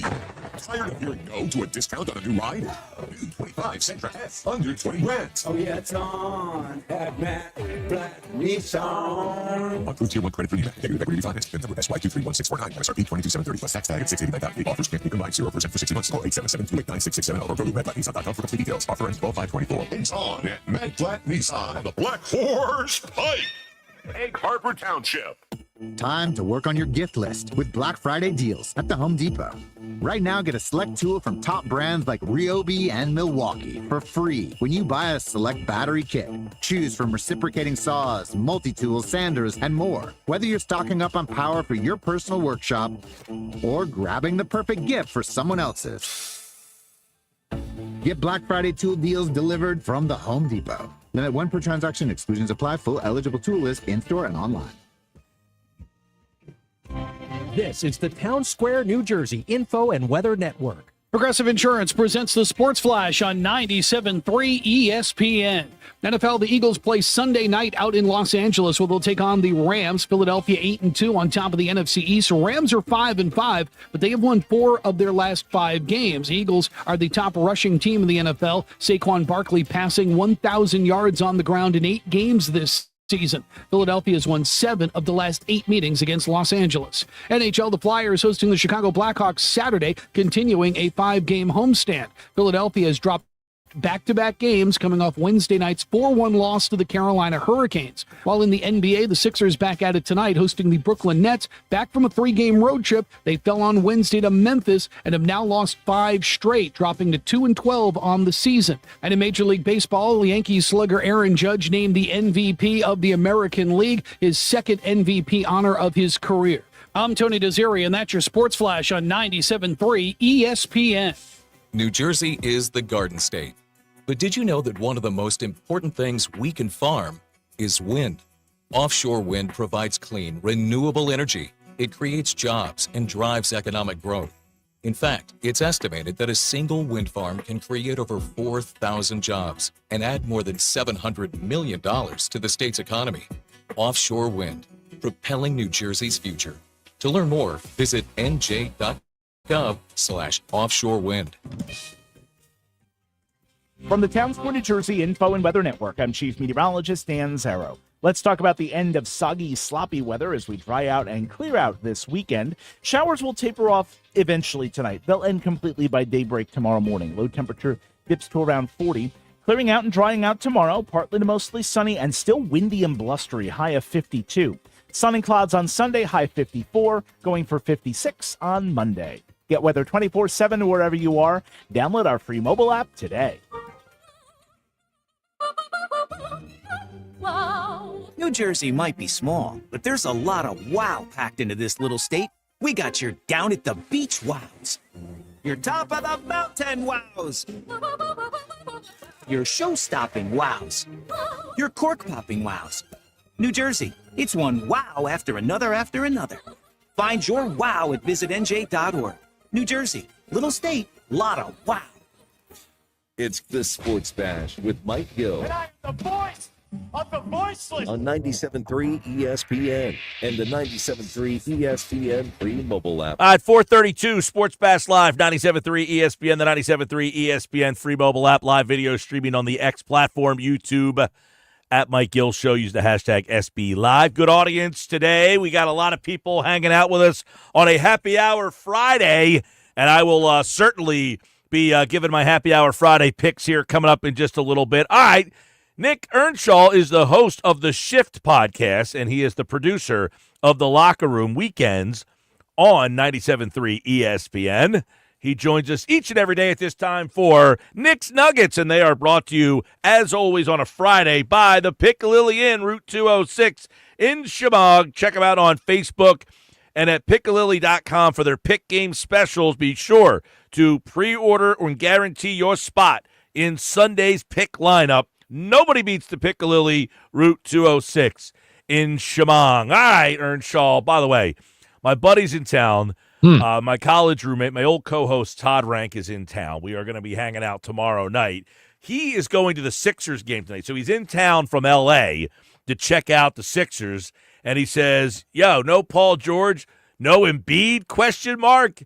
I said, I don't know about Embiid, but enjoy your time at the Sixer game tonight.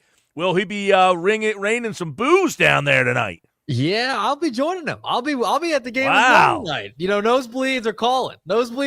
And I gotta be there. You know, they're playing Ben Simmons. You know, the disaster that it's been. I don't know why I do this to myself, but I'm going to put myself through the torture tonight. I'm there for it. It's an NBA Cup game. Get to see the beautiful bright blue court again. Oh, it's going to be great. It's going to be so great. Oh man, I'm so over these courts. They're awful. Oh, it's brutal. So I'm going to be blinded by the court, going to be blinded by the play tonight, most likely. If Embiid plays, maybe it'll be a little bit better. We'll see how it goes. And, I want to start with that nugget number one. I want to talk about tonight's game a little bit.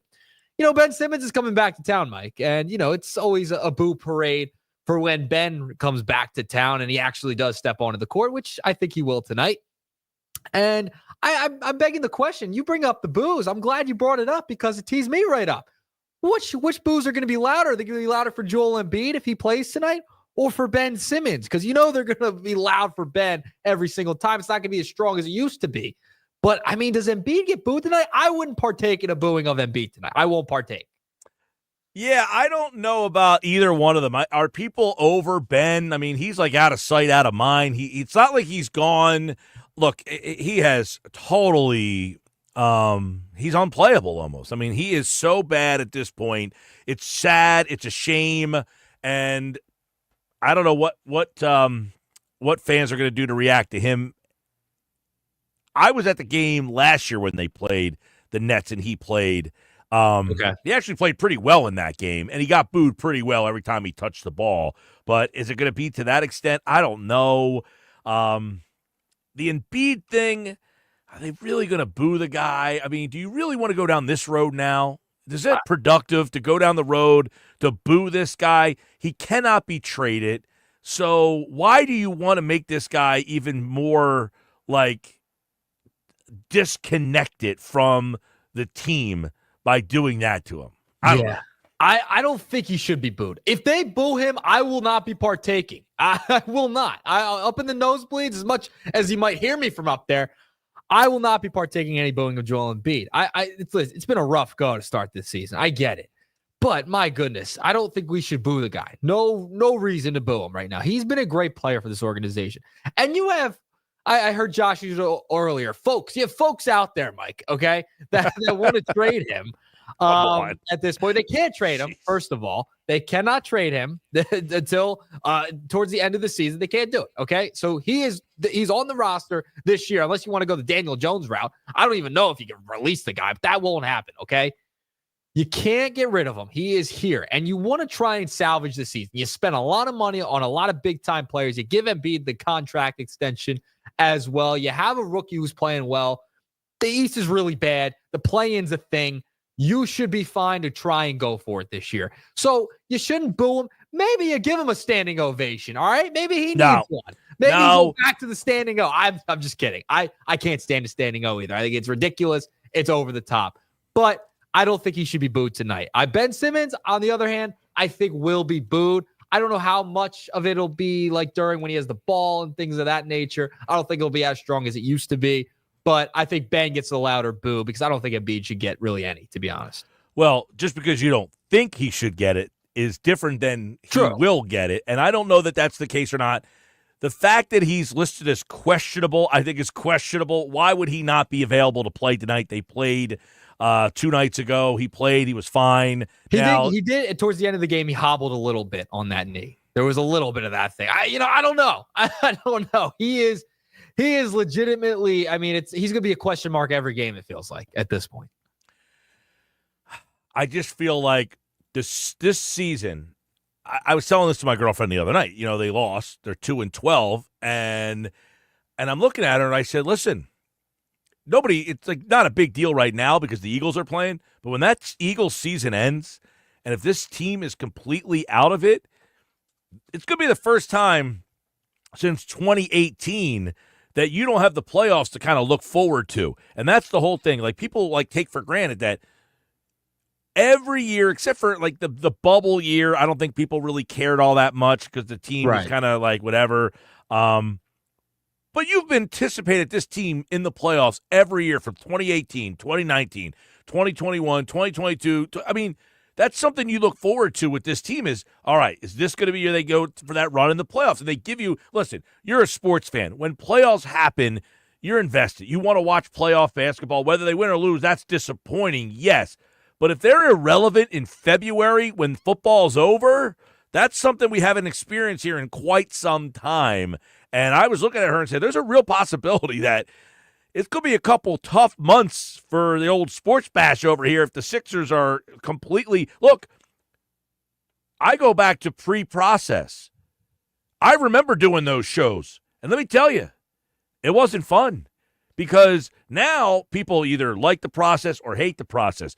So you had a passionate back and forth of people who cared.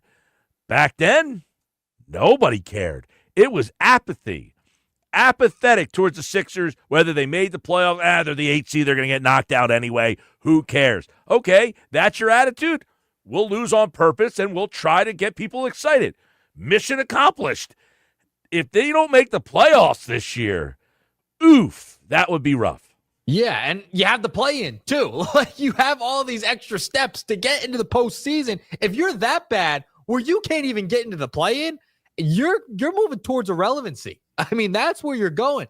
People will stop caring. People will stop going towards the games. And you're trending in that direction. And it's been trending since last year in the postseason against the New York Knicks.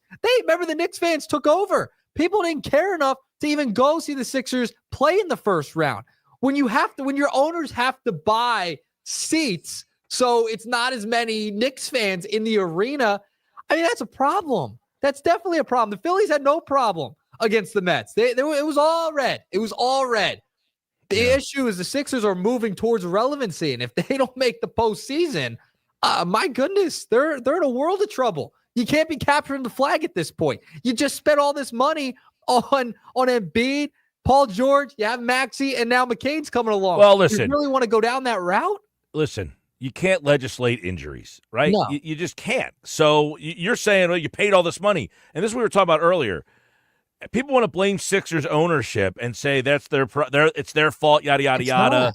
Not they have year. spent money. They have spent the money. Now, you could say they spent it poorly. They've made bad decisions, but you can't say they haven't tried. They have tried and tried and tried to spend money, bring free agents in. They've made trades, and it's uncanny how none of it has worked out the way that you anticipated. Almost everything that they've done, when the NBA world said, this is going to do this for them, it went the opposite direction. It's unbelievable that every single move they've made has seemed to blow up in their face. Yeah, and one of the buddies I'm going with tonight he was on the phone with his father and told him what he was doing. And, he's going to a Sixers game, and he tells him, I'm going to a Sixers game. He got laughed at, essentially. He got laughed at that he was going to a Sixers game and spending his time down there watching this team play basketball. It's fascinating where the things are turning at this point. All right, moving along, nugget number 2. We're staying with the Sixers a little bit and staying with Embiid. Jake Fisher put out a report that Embiid wants to find the snitch of this. Yeah, he needs to get over. He needs to get over this too. Oh, it's ridiculous. I was reading that report that he wants to find the snitch. This has to stop. Like, you just got to move on at this point. It's over. It's done with. You've won 2 games. Both have not been in regulation. You haven't won a game in regulation yet. You're in trouble of losing the season. You got to not worry about who leaked the story. Things get leaked all of the time, Mike. You can't. Embiid's got to get away from that and grow up a little bit in this sense. Can't worry about who leaked the story. It's out there. It is what it is. You should learn and grow from it. That's just all you got to do. Yeah, this story. Listen, this story to me, if Joel Embiid was my blood relative, I'd tell him, dude, let it go. Like, seriously, you got to get past this. And by the way, you got to grow from this, dude. Like, at some point, it's time for you to say, you know what? My teammates are telling me this. It got out for whatever reason. I'm not happy about it. But you know what? I'm just going to show all these people that they were wrong about me. And he needs to grow up from it. And unfortunately, that's one thing that does bother me is that this story is now and who knows if it's true. I don't know. Right. I'll tell you, the guy on the court the other night, I mean, he scored 30-plus points. I mean, he certainly looked like a different player, which is another whole story. How do you go from the guy the first 3 nights who looked awful to this guy who looked like, okay, he could win the MVP? Yeah, I think he's fine. I think he's starting to get in the groove of things. Now, who knows if he plays tonight? I haven't seen any more updates. He's still questionable for tonight's ball game. But, I mean, you can't just hang on this. It's November. There's a lot of basketball to be played. It should not be your mission to go out there and find who the snitch was. I mean, that's just now we're at high school. All right. Like that's high school type of stuff, elementary type of thing right there. So he's got to get over this. He's got to learn from it. Go out there, drop 40 points, do what you can to show, hey, I am worth it to be here, because the people saying he needs to be traded are out of their minds. This team is not good enough to win without Joel Embiid. I'm sorry. You want to trade him? Then that says you're starting over. You're resetting. Why would but there's a lot. You got to understand. You got to understand, dude. There's a lot of people out there that do want to start over. I know they do. So your point is ridiculous. But that's the thing. You're saying then you're starting over, and people are saying, yeah, that's what I want to do. So you're not telling them anything they don't know. By trading Joel Embiid, there's a group of people that are saying, move on from him and start over because you can't win with him. And I certainly understand their point of view. I cannot argue with them if you want to start over. Because listen, first off, you can't trade him. That's number one. So that has to get portrayed to these people. They want to move on from him, but you can't. You cannot trade him this year by NBA league rules. So that option is off the table. We need to stop even giving people that option because it's not on the table. If Joel Embiid walked in tomorrow and said, I want to be traded, the Sixers would say, Joel, we simply are not allowed to. The league rules will not let us. So that option is not an option. So we have to move on from it. But there are people out there that don't care what you just said. They would say, Nick, I want to move on from him and start over. That's incredible to me because this team has been in the playoffs for how many straight years, right? You don't want to move towards irrelevancy. It's been a bad start to the season, but you move on from Joel Embiid and you want to start over, fine. You're going to be in purgatory for years, and years. You're not even going to get to the second round. You can kiss that goodbye. You might even get out of the first round or make the playoffs. That is something that this team cannot afford to do. You go for it while you just made all of these moves in the offseason. Yeah, so I mean, it's flawed. It's a flawed plan. Yeah, but you have to understand, there's a lot of people who don't like what they did in the beginning and I don't like that. what they did to get here. So they would say, get rid of this guy. He's a loser. They don't win anything with him and start over. There's a lot of people who didn't like how they acquired him and are ready to move past him because they attach him to a process that they did not agree with. Yeah, I understand. And you and I we're on board with the process and you can't trade him. That's to say the least. All right, let's move along. Nugget number 3, only a couple minutes left. Let's move to the diamond. All right, Mike Gil. And, there's some interesting moves. Players need to be tendered and non-tendered by tonight. And one of those players who was non-tendered already today that was reported, Mike Gil, was Austin Hayes. Oh, the big trade deadline acquisition. Oh, what a failure that was. The Phillies didn't do enough at the deadline. This just proves it with Austin Hayes not being brought back. This was just a disaster of a move from Dave Dombrowski. He has not made the right decisions at the trade deadline in the past couple of seasons. Nothing's really worked out. Marsh was okay. That's been a decent move to say the least. But over the past couple of years, 2 seasons, definitely, they have not done enough at the deadline to improve this team. That's why this offseason is so massive heading into next year. But Austin Hayes, it just proves that it was a failure at the trade deadline. Yeah, I don't know that we need to revisit how much of a miss that was. Now, to be fair to Austin Hayes, I don't want to just pile on the guy. He was hurt. I mean, he got a kidney infection. Who knows what he would have been. He played 22 games. Now, I wasn't a fan of the move per se. I was like, okay, I don't think this is enough, but I don't think it's fair. It's kind of if you're saying grade it would be incomplete. It was an incomplete. He just didn't play now, if you were to ask me to say what do I think my grade would have been, it would have been a failing grade. I don't think it would have been. There was no impact. In my mind, the trade was not going to have an impact. No. It ended up not having an impact. But to be fair, he was injured. But here's the thing. Dave Dombrowski came out when that trade was made and said they had been looking at him for a long time.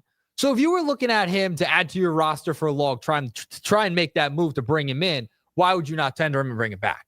That's just my thinking on this. That was kind of a comment that I'm like, really? I think you were just talking him up to try and show that you made the right move.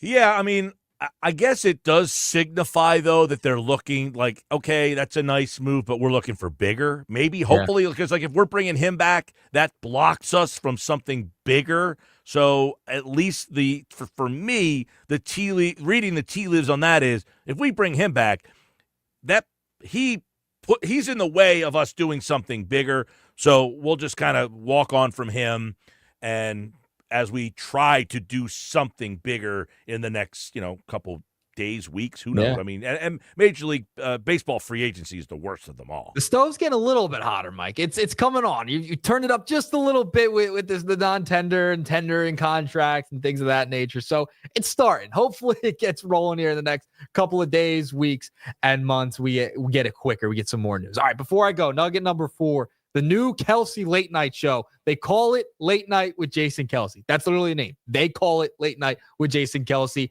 Are you going to be tuned in at 1 o'clock in the morning? You catching the replay? No, I will not be tuned in at 1 o'clock in the morning. But as we talked about earlier, this show is a new wave. I mean, it was made specifically for social media. This show is not intended for people to watch at 1 o'clock in the morning. They're putting it on there for people that are up at that hour. Great, whoever watches it. But this is a social media show. I was listening to a podcast yesterday with Burke Magnus, who is the president of ESPN, and he was basically explaining how right now the initiative for them for YouTube and social media, the amount of money that they're making on their YouTube platform and their social media platform is growing exponentially every single day, and that this content, that's what the Pat McAfee show, they don't care how many people are actually watching it on television when it's on. They are more concerned about the YouTube viewers and the TikTok reels and the Instagram reels and all that stuff. That's where they're making their money on that show, not having it on ESPN2 at 12 o'clock in the afternoon. Welcome to the streaming era, Mike. That's where we are at this point. All right, 4-pack of nuggets on a Friday afternoon. Wish me luck tonight, would you? I mean, have a nice cold beverage on this happy hour Friday. I might need a couple of them after this. Well, my buddy says he's going to the game, and he says, well, if I would have paid for the tickets, I wouldn't be happy. And I said, well, then I'll take the tickets. You don't want to go? I'll go. I don't care who's playing. Embiid plays great. Paul George plays great. I'm going. I don't go to watch, the players. I go for a good time. I go for a night out. I want to see a good game too, Mike. I need to see it. I have to. It's a night out tonight, but I need to see at least something. I hope he plays. I hope. Well, Paul George is out tonight, and on Sunday he will not play. By the way, we're doing another edition of Stump the Sports Geek. 12 questions today for Josh. What's your prediction? How many questions will he answer correctly? I'm going to go 9. I say he gets 9 right. 9. Okay. You stump him a couple times, all right? Hey, listen, I'm putting together the questions right now as we speak. I've been doing it throughout the show, trying to find some, a little higher level of difficulty, but some lower, a little mediocre. I don't want to make them all hard or all easy. I want them to be, so that he gets right, wrong, so that the people out there, they have to try to guess how many he's going to get right. Yeah. Listen, Josh is top notch, man. He knows his stuff for sure. So it's going to be tough to stump him. I think you get him a couple times today, all right? Well, yesterday he got 7 out of 8. Okay. And the day before, he got 7 out of 10. All right. I like my chances, and I think I'm going to get the correct answer. So you go 9 out of 12. 9 out of 12. Pretty good All right. score. There you go. Nick's Nuggets here on the Sports Bash Live. By the way, Nuggets will be live at Mud Hen for 99 Growlers this year. We're going to have a whole crew out there live to celebrate the final day of the Sports Bash for before Thanksgiving. We always have our biggest party of the year at 99 Growlers. All right, Nick. Thanks, buddy. All right, Mike. Talk to you. All right, 99 Growlers on Wednesday. And caller number 7, you're going to be there. 609-573-3776. 609-573-3776. Caller 7 right now. You are a qualifier for this year's 99 Growlers party live at Mud Hen Brewing Company, Rio Grande Avenue in Wildwood. You must be present to win on Wednesday. If you are there and qualified, you have a chance to win tickets to see the Eagles Steelers on December 15th. Club box seats, baby. Sixers tickets, Flyers tickets, concert tickets, and tickets to area shows from all over the place. We got all sorts of tickets at this year's 99 Growlers party. Caller 7, 609-573-3776. Good luck We'll see caller 7 at Mud Hen Brewing Company in Wildwood. Check out mudhenbrew.com for the Station House, a fabulous place for your private party or event. Saturday morning in the locker room with Billy Schwein. Nick Earnshaw joins me in the studio. We will cover it all. The Eagles, Flyers, and Sixers, plus the undefeated Army Black Knights of the Hudson play Notre Dame. And we will hear from Army podcaster Dan Head about Army season. Hour 2, Mr. Negadelphia PJ Corda checks in, brought to you by the Galloway Pool Service. Then it's our high school athletes in the spotlight segment, brought to you by Philly Pretzel Factory of Egg Harbor Township. It's the locker room with Billy Schwein, Saturday morning from 10 a.m. to noon, 97.3 ESPN. Healthier starts here with Get Covered New Jersey. Get quality, affordable health coverage. 9 in 10 get financial help to lower costs, and many pay $10 a month or less. Enroll at getcovered.nj.gov. Order for Jennifer C. Is this my double shot, double cream, double froth, double pump, double whip, double sleeve? Yeah. Can you handle that much caffeine? Did you know Discover automatically doubles all the cash back you've earned at the end of your first year? Oh, really? That's great. Seriously, did you know Discover automatically doubles all the cash back you've earned at the end of your first year? Yeah, you just said that. Did you say I just said that? Yeah, I'm cutting you off. I can't have any more? Why not? You earn, we match. Discover Cashback Match. See terms at discover.com/creditcard. It's Black Friday build-up at Lowe's. Get a head start on Black Friday all month long with exclusive deals. Right now, get 25% off select pre-lit artificial Christmas trees just in time for the holidays. And get a free select tool when you buy a select battery or combo kit. So don't wait to save. Shop these deals in-store or online now because Lowe's knows deals. Valid 11/21 through 11/27 while supplies last. Selection varies by location. Tired of hearing no? Everywhere you go, we turn no into go during Black Nissan's November sales event. Say no to high-priced new cars. Brand new matte black Nissan Sentra S, just $19,999. Say no to low trade offers. AJ the Trade Man wants your trade, no matter the make, miles, or condition. Say no to down payments. Say no to payments for 90 days. And say no to high interest rates. 60 months, 0% financing on every clearly marked new Nissan. Backed by Mad Black's 4-day love it or leave it return policy. Tired of hearing no to a discount on a new ride? New 25 Sentra S, under 20 grand. Oh yeah, it's on at Matt Black Nissan. Approved Tier 1 credit for NEMAC. Negative equity finance. PIN number SY231649. MSRP 22,730 plus tax tag at $689.50. Offers can't be combined. 0% for 60 months. Call 877-289-6670 or go to MadBlackNissan.com for complete details. Offer ends 12/5/24. It's on at Mad Black Nissan on the Black Horse Pike. Egg Harbor Township. This is a story of the one. As a maintenance specialist for university housing, he knows college students can major in wear and tear. Plus, housing so many students doesn't leave a lot of room to house all the supplies he needs. That's where Grainger comes in. With over 1 million industrial-grade products and fast, dependable delivery, Grainger carries the quality products he needs so he doesn't have to. From a new door hinge to a whole new faucet. Call, click Grainger.com, or just stop by. Grainger, for the ones who get it done. Tune in to the Bet365 Play of the Day during the Sports Bash with me, Mike Gil, every weekday afternoon at 5:45 on 97.3 ESPN. Made possible by Bet365. Whatever the moment, it's never ordinary at Bet365. Let's face it, winter can be a hard season. It's cold pretty much all the time. Blizzard. You have to shovel. Another blizzard. You slip on ice. But you know what makes winter suck a little less? Getting a free phone. Join Cricket Nation and get a free Samsung Galaxy A15 5G. Ooh, ouch. Welcome to enjoying more. Welcome to Cricket Nation. Smile, you're on Cricket. Cricket 5G is not available everywhere. Must open a new line on the $60 unlimited plan. First month service charge and tax due at sale. Fees, terms, and other restrictions apply. See cricketwireless.com for details. With GMF financing to qualify buyers excludes Traverse and Corvette excludes prior sales. Why wait for Black Friday when the biggest Black Friday sale is going on now all month long at Bennett Chevrolet, where you can save up to 20% and more on your new vehicle because Bennett is selling new vehicles at $1,000 below, yes, $1,000 below the real GM supplier employee price. Plus, you keep all the rebates, saving you up to 20%. But of course, there's more with available 0% financing. Looking for used? Bennett's giving a minimum $10,000, a minimum 10 grand for your trade, no matter its condition, towards any pre-owned in stock. Imagine what you'll get for a good trade if Bennett's paying a minimum 10 grand for total junk. Bennett's deals are unbeatable during our Black Friday sales event, and there's never any hassles or sales pressure because our non-commissioned sales staff is paid on your satisfaction, not how much you spend. The best Black Friday sales going on now at Ben and Chevy, Egg Harbor Township, and BennettChevy.com. Together, let's drive. Paul's new drone startup just lost its most genius computer scientist. We just lost our best genius to some new genius who's got a genius new idea. I'm going to have to find a new genius, or two half geniuses, and fast. He needs a computer scientist that can keep his startup from falling down. I need Indeed.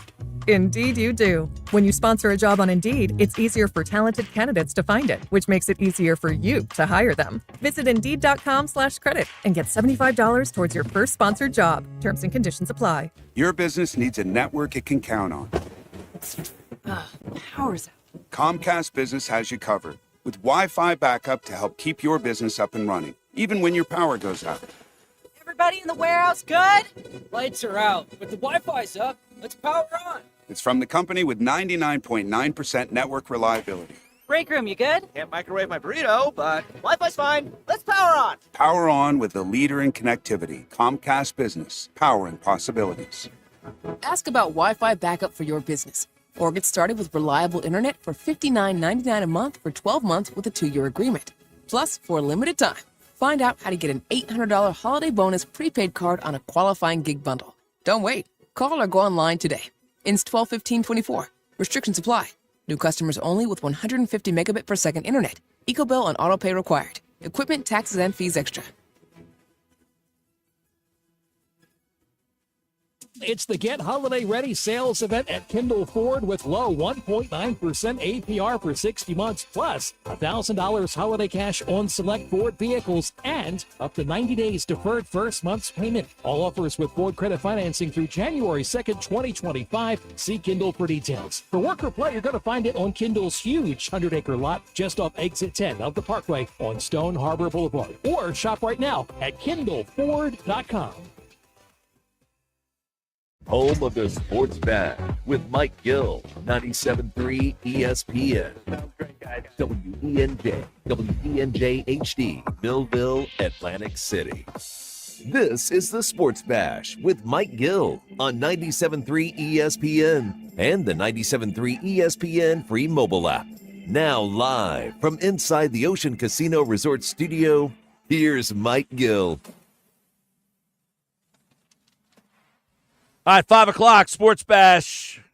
Johnny in Ocean City, you're a qualifier. Congratulations to him. And we got one more spot left tonight. We have 97 qualifiers. 98 will be coming up at 5:55 tonight when you hear that sounder. And number 99 will be playing Stump the Sports Geek. Josh, people are picking how many trivia questions they think you're going to answer correctly today. 12 questions, and people are texting in right now. So if you want to enter, here's all you need to do. 609-403-0973. Text in how many trivia questions you think Josh will get right out of 12 questions today. And if your number is the right number, we will pick one at random, and you will be qualifier number 99. Are you ready today?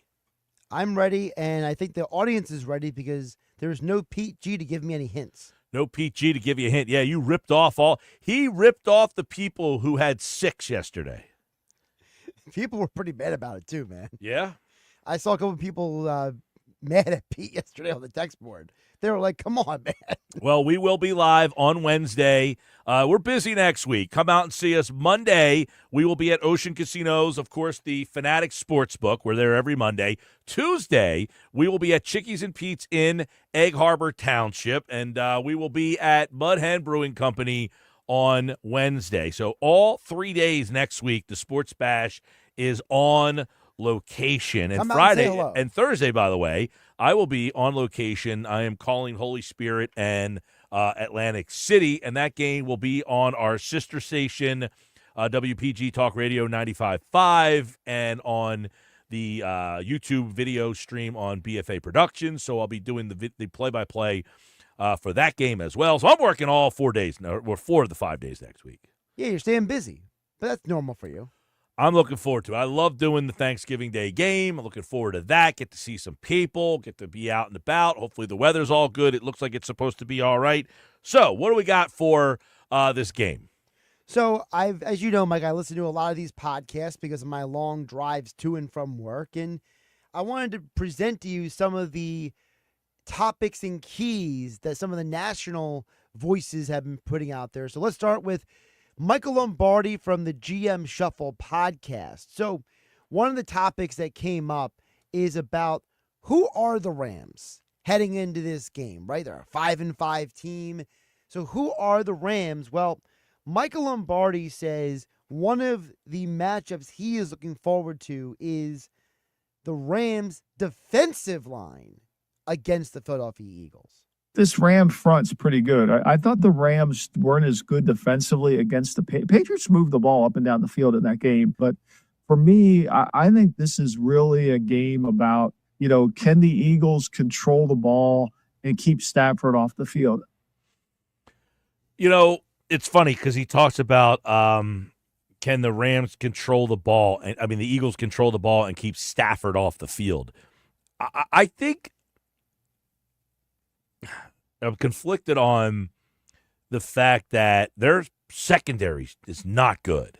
No, the Rams secondary is not good. They are bottom 10 in the NFL in multiple passing defense categories, including passing yards allowed and passing TDs allowed. But they do have 27 sacks this year, which is actually more than the Steelers. Yeah, the sack thing is interesting because when you take a look at the Eagles' offensive line, and McMullen brought this up, and I always concur with him. When a team is very good at rushing the passer or they get a lot of sacks, you always say, okay, well, the Eagles' offensive line should help kind of offset that. And I think you're in a situation where that's a possibility in this game here. I don't think they have a great pass rusher. They don't have a Watt. They don't have a Garrett. They don't have that guy. They have a couple guys that are young versus very good. Fisk is pretty good, but they're not like elite players at this stage of their careers. And I think Philadelphia has elite guys up front. Johnson's elite. I think Landon Dickerson is pretty elite at this stage of his career. And then Mailata is right on the cusp of that. I think Becton's played really well. And Jurgens has played. Who's the worst player on the Eagles' offensive line? I don't even know that it's fair to ask that question. It's not fair, but if you wanted to say if there was a weak link, you could maybe say Jurgens just because it's his first year starting at center. If you want to go that route, fine. I'm just there is no definitive answer. Right. Well, what's interesting is that the Rams defense is actually averaging 3.5 sacks per game in the last 5 games. Mike, the last 5 games since their bye week, they're kind of like the Eagles. They have gotten better since their bye week. They're only allowing 230 passing yards per game. Mike Mayock was on the Believe in Eagles podcast, and he stole my job, Mayock. Bring it up with him, not me. Now, did you listen to Believe in Eagles when I hosted it? I did. That's how I started listening. Okay. It's actually your fault. That's on my feed. When I hosted Believe in Eagles, I just want to make sure, because you never use my own cuts of my own podcast. You're using Mayock's cuts now that he's hosting my old podcast. Why would I replay for you your own cuts on your show? I'm kidding. All right. What is he saying on my old show? Well, he was talking also about the Rams' defensive line against the Eagles on Sunday night. Kobe Turner and Byron Young that were really good. And then they went out and drafted 2 guys this year from Florida State, Jared Verse in the first round and Braden Fisk in the second round. So their front 4 is one of the most talented, young, aggressive, tough front 4s in all of football. It's going to be a challenge. It kind of goes into what we just talked about, though, really. I think their strength of those guys on the offensive line gets negated somewhat by the fact that Philadelphia has a really good offensive line. That's not to say that those guys aren't good. They certainly are. I just don't think they're elite right now. And I think Philadelphia should be able to handle those guys up front. And you take what their strength is up against your strength. I like Philadelphia's strength better than I like their strength. And I think that's more than fair to put it that way. I'm curious to find out because one of the conversations that has been had is who is going to be the team that tries to stop the Eagles from running the ball, right? That tries to force the Eagles into passing it. If the Rams do that, how confident are we, Mike, that Jalen Hurts and the Eagles offense without Devontae Smith is going to be able to do that. Well, yeah, breaking news for people just tuning in. Devontae Smith has been ruled out for the game. So that does put a little wrench in the wheel here, right? I mean, are they going to now say, you know what, we're going to lean on the run more? The Philadelphia Eagles, And because their passing game is a little bit more limited. Their passing game, you know, I was on McMullen's show on Wednesday, and when he brought it up to me, the fact that they are 22nd in the league in pass, you know, they're below average passing the football, which is unfathomable to think right now. Now, is it a byproduct of the fact that they're up in games, so therefore they're running the clock? You know, that whole cat and mouse game of the numbers. I don't like ratings. You mean like the quarterback rating? No. I'm talking about, well, those either, but I'm talking about ratings for like you're first in the league in defense or you're 25th in the league in passing, because there's so many variables of how you get there. Well, like, for example, I've given you the stat before, and it still is actually true. The Eagles have thrown the fewest passes in the NFL, but they are 6th. That's right. They're number 1 in total yards. So it's like, well, wait a minute. How do you get all these yards, but you're not passing the ball as much as other teams?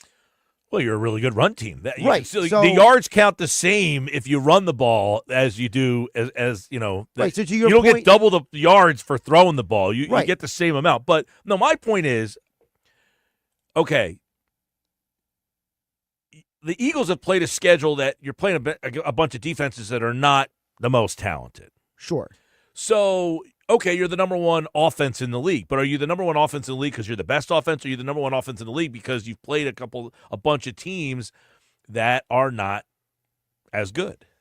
Right, and that's where we come into this game because, as we've discussed earlier, Mike, the Eagles are going to face arguably the best quarterback they've seen all year. And I know Joe Burrow was playing well when they got to him, but Matthew Stafford has all of his tools back, okay? Now, we know that Haverstein is doubtful for Sunday. We'll see if he's available or not, but Puka Nacua, Cooper Kupp, all those guys are back. And Mike Mayock was curious about how the Eagles are going to match up. He thinks it's the key matchup, Mike, for the Eagles, is how they handle Kupp and Nacua. They have 2 of the craftiest wide receivers in football, Cooper Kupp and Puka Nacua. Mm-hmm. And they're tough. They block. I love watching their tape because they do everything. Every snap, they're 100%. And you got Quinyon Mitchell and Cooper DeJean. You know, DeJean's the nickel. Puka, both those guys play in the slot a lot. So it's going to be fun to see Cooper DeJean have to compete with those guys. I definitely agree with this. In fact, I talked about it yesterday in that my favorite matchup of this game is that matchup. The Eagles' young secondary up against these crafty wide receivers. I've opened up the show by saying I think you can believe in the Eagles' secondary defense because of the secondary. And what do I like about the secondary is this is a secondary that is comfortable with each other. They communicate with each other. They are lock, stock, and barrel with each other. They are doing everything that you need to do to be a great secondary, which is communicate. Hey, guys in motion. You got him. I got him. You're going there. You got that? You see him? You see what's going on? All of that stuff. These are the things. Yeah, exactly. These are the things that make you a outstanding defense on the back end. Now, I think the Eagles secondary, this will be their biggest challenge. The challenge of these 2 crafty receivers, because you have these 2 guys who know how to find the little pockets on the field, and the Eagles run a lot of zone. So these 2 guys are very well versed in finding the little holes in the zone and sitting, and Stafford's really good at getting them. That's why I find this to be probably the biggest challenge for the secondary to date. Because, you know, by the way, T. Higgins didn't play in the game. Correct. When you played against Cincinnati. So you really had to put a lot of focus on one guy, not the other guy. And I think they did a great job in that game, by the way. And this is now the next step, because now you face a team with 1 great receiver. Now you're facing a team with 2 great receivers, to which brings us to the guy who's throwing the ball, Mike. Mike Mayock said on Believe in Eagles podcast there is one specific key to slowing down or stopping Matthew Stafford. I hope the defensive line is able to dominate this game because I think they can. I think with Matthew Stafford, the key is either to hit him and get him off his spot. If you let him sit there, he'll pick you apart. He's got so much arm talent. He will pick you apart. Mm-hmm. And I think the one area, the spot on the field, somebody texted in earlier asking the question about Jalen Carter. And the question would be, what about Jalen Carter? Because I said I don't think the Eagles have an elite pass rusher. He is not an elite pass rusher, Jalen Carter, but he is a he's a disruptive force. Yeah, and he is a building to that elite status. I don't know that he's consistent enough to be there, but he's very good. I mean, he's as close to an elite player. He just doesn't have the consistency. He doesn't disrupt game in and game out as much as maybe like an Aaron Donald. Yeah, like Aaron Donald, like half the game he was a pain in your ass. Right. Carter might be a pain in your ass 30% of the game. But he should have the advantage in the interior of their line, which is just okay. Avila, Limmer, Dotson, they're just all right there. Their offensive line in general is not great. Well, we should also mention Limmer, he's a rookie. So that's another part of this conversation. They're getting Dotson back from being ill. He was listed as illness this week. So they need Dotson because Limmer, he's a big boy, Mike, but he's lacking in experience. Yeah, well, guess what? I don't think any of those guys, Limmer, this guy, that guy, or the other, have a chance to say, hey, I can handle Jalen Carter at his best every play in and play out. By the way, so the Rams have won 4 of the last 5 games, Mike. Did you know that in their 4 wins, their opponents are averaging under 4 quarterback hits a game? Not even sacks, quarterback hits. They're barely getting to Stafford. But, Mike, in their last 4 losses, the Rams have allowed almost 7 quarterback hits per game on Stafford. And right now, that right tackle, Haverstein, is doubtful for the game on Sunday night. Look, their offensive line, we talked about the injuries that they've had. Their offensive line has been a mess for most of the year for them. So, and it's not a very good offensive line to start with. Right. So it gets back to what Mayock said. You got to get to Stafford. You got to physically get there, make him feel you, make him let you know that you make him know that you're there, and you make him know it every single time. Well, and if they don't, I'll be disappointed because we were talking about this Eagles defense, why we believe in them. One of the reasons we believe in them, well, the number one reason that I believe in them is the secondary. But for them to be at the top level defensively, they need someone on that front, that pass rush to become the guy.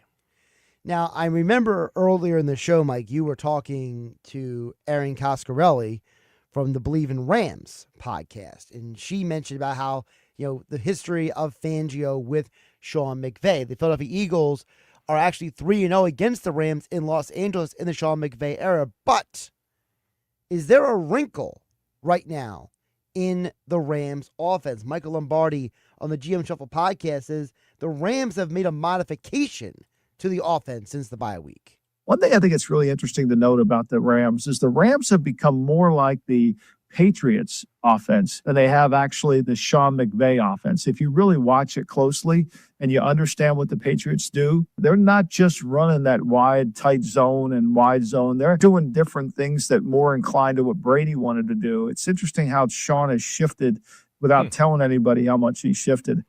That's interesting because we have talked a little bit about the fact that the Eagles are 3-0 against Sean McVay and the Rams. And Vic Fangio, when Aaron was on with us earlier, she had said she covered Vic Fangio. He has, and McMullen told us similar, that Fangio has generally got the best of Sean McVay. Correct. So did Fangio have the right formula to shut down what McVay was doing? And as McVay, we talk a lot about the fact that a lot of teams were doing this spread and, teams defensively start to figure you out a little bit. And as he tweaked what he was doing because teams were starting to figure out him, and is he evolving to that next? Does he have another? Is there another act in Sean McVay that we're starting to see here? And I think that's what Lombardi is saying, because since they made this change that he talked about, Mike, they are averaging almost a touchdown more per game this year. They are now averaging almost 24 points per game. It's a touchdown more what they averaged in the first half of the year. Now, you can point and say, well, part of that is because they're healthier now with their wide receiving options. But if Lombardi noticed this change, I'm sure Fangio and the Eagles are having to make some adjustments of their own. No doubt. And listen, I think the Eagles, like a team, I don't want to say they want you to throw the ball against them. I mean, but I think they put it this way. We talked about this earlier. The Eagles at this point of the season last year had given up 21 passing touchdowns. They've cut that number in half. So they obviously like their secondary a lot more than they did last year. Speaking of the Eagles' defense, I wanted to bring this audio to you, Mike, because I thought it was a very interesting perspective. Speaking of the Eagles' defense, so Pro Football Hall of Famer Tony Dungy was on the Take Off with John Clark podcast.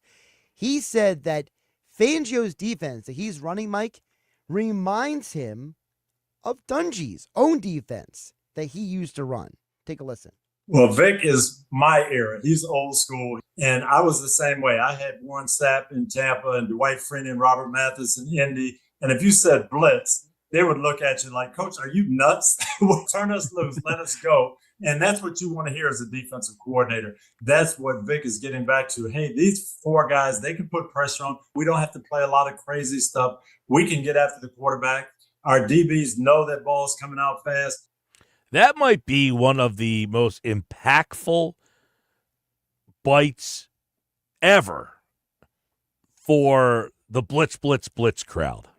You got Tony Dungy basically saying that Warren Sapp told him, dude, what are you doing? We don't want you to blitz. Malcolm Jenkins was on our air and told us the same thing. So you have a guy like Malcolm Jenkins saying any coordinator worth his salt does not want to blitz. Here's Tony Dungy hearing it from Warren Sapp. Coach, what are you doing? It's the whole thing of the players want you to trust that they can get the job done. And when you're sending the blitz, you're basically telling your front four, I don't think you're good enough. Now, sometimes you're not good enough and you need the help. Correct. But I think Vic Fangio does believe in his team. The question is, can his team validate that trust? That's what I think is going to be interesting as this season rolls on, because you got the Rams this week, who are an average team.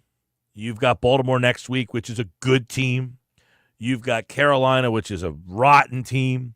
You've got Pittsburgh, which is, by the way, they lost last night. I don't put a lot of stock in that loss with the snow Thursday. They've never beaten Cleveland on the road on a Thursday night. Which is insane. It's how 4-0 Cleveland is against Steelers on Thursday night. Who would have guessed that stat? Nobody. Then you've got Washington, who we'll see what that means, that game, Dallas and the Giants. So you've got really 4 teams that are in the playoff mix. And down the stretch here, L.A., Baltimore, Pittsburgh, and the Commanders. Those 4 teams are in the playoff mix. Carolina, Dallas, and New York are not. And by the way, speaking of this game on Sunday night, it's got a little extra element to it now, Mike, because Eagles trying to work their way up the NFC conference record, Rams fighting for a playoff spot or the division, and the 49ers, who are the main team you could say competing with the Rams and the Cardinals, have announced that Brock Purdy is out. Wow. On Sunday. Ooh. Brandon Allen will start against the Packers. Apparently, Brock Purdy's shoulder is much worse than people originally surmised. Wow, that's some big news there. So a big injury for San Francisco, Devontae Smith for Philadelphia. A lot of stuff happening as we get you ready for the game on Sunday. You can listen to that game right here on 97.3 ESPN. I'm Mike Gil. This is the Sports Bash Live, 97.3 ESPN, the 97.3 ESPN free mobile app. Live video streaming on the X platform and on YouTube at Mike Gil Show. Use the hashtag SB Live. You can follow us there.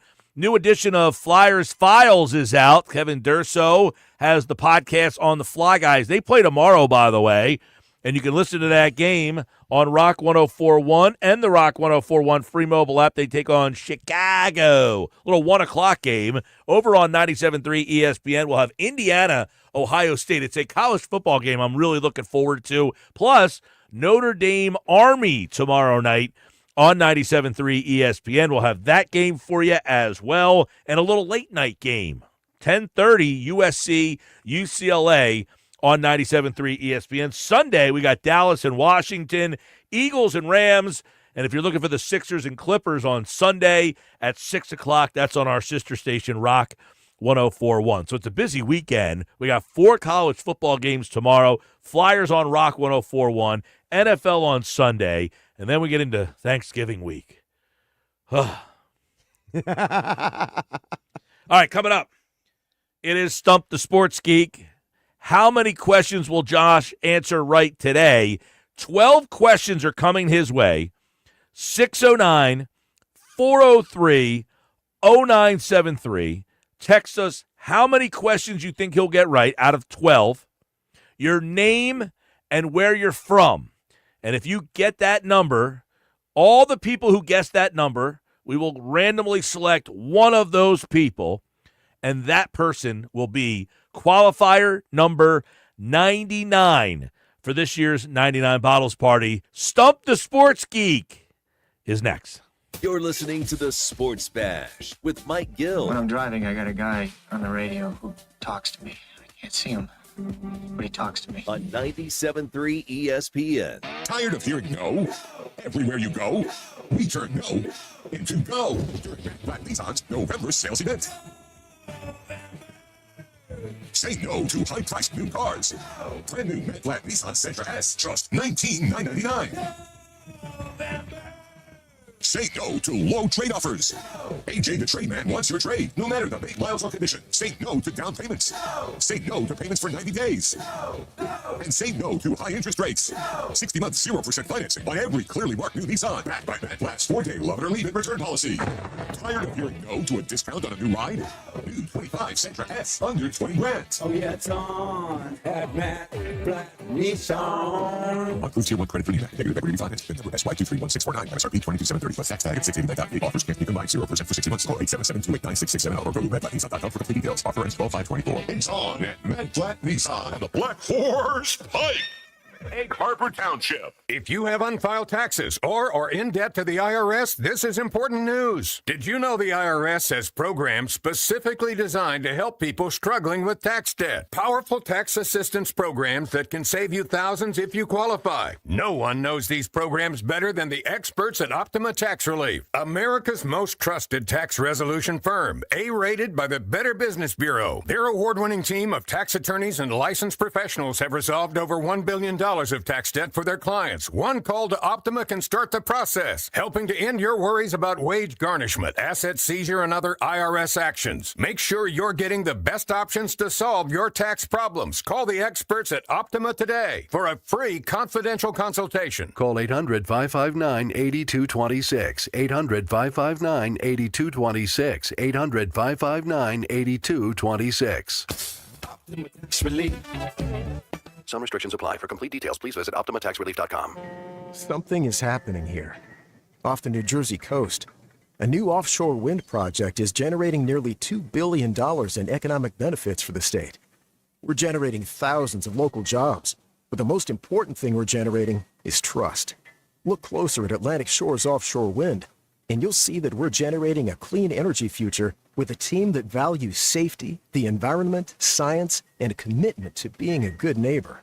Learn more at AtlanticShoresWind.com. Are you a chronic interrupter? Incapable of letting other people talk? Do those people ask, how do you sleep at night? Then you should go to Mattress Firm. They have a 120-night sleep trial so you can get your money back if a bed's not right. That way anyone, even someone like you, can sleep.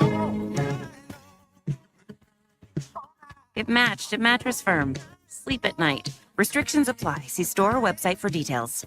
It's the Get Holiday Ready sales event at Kendall Ford with low 1.9% APR for 60 months, plus $1,000 holiday cash on select Ford vehicles and up to 90 days deferred first month's payment. All offers with Ford credit financing through January 2nd, 2025. See Kendall for details. For work or play, you're going to find it on Kendall's huge 100-acre lot just off exit 10 of the Parkway on Stone Harbor Boulevard. Or shop right now at KendallFord.com.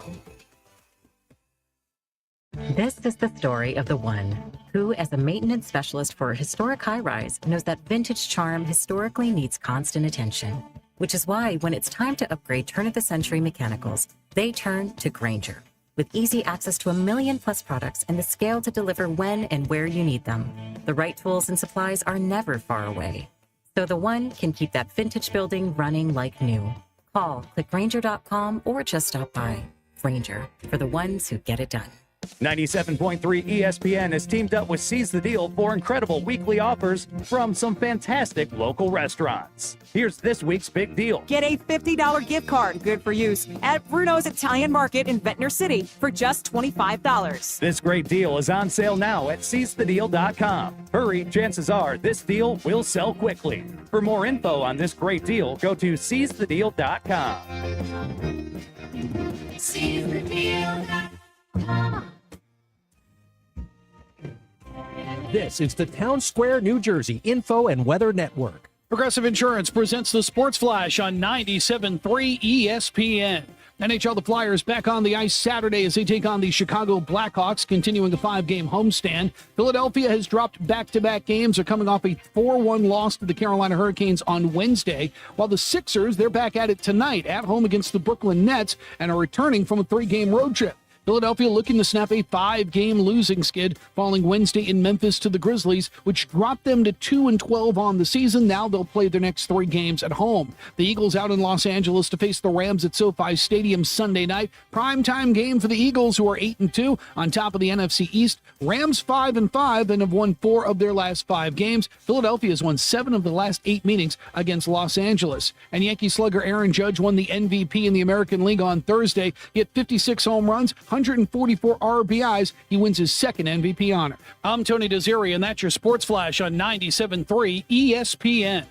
You're a winner when you play Borgata's Winning Wonderland. Now through December 28th, earn entries for your stake in over $1 million in prizes, including 2 2025 Range Rovers. Visit theborgata.com. Must be 21 or older. Gambling problem? Call 1-800-GAMBLER.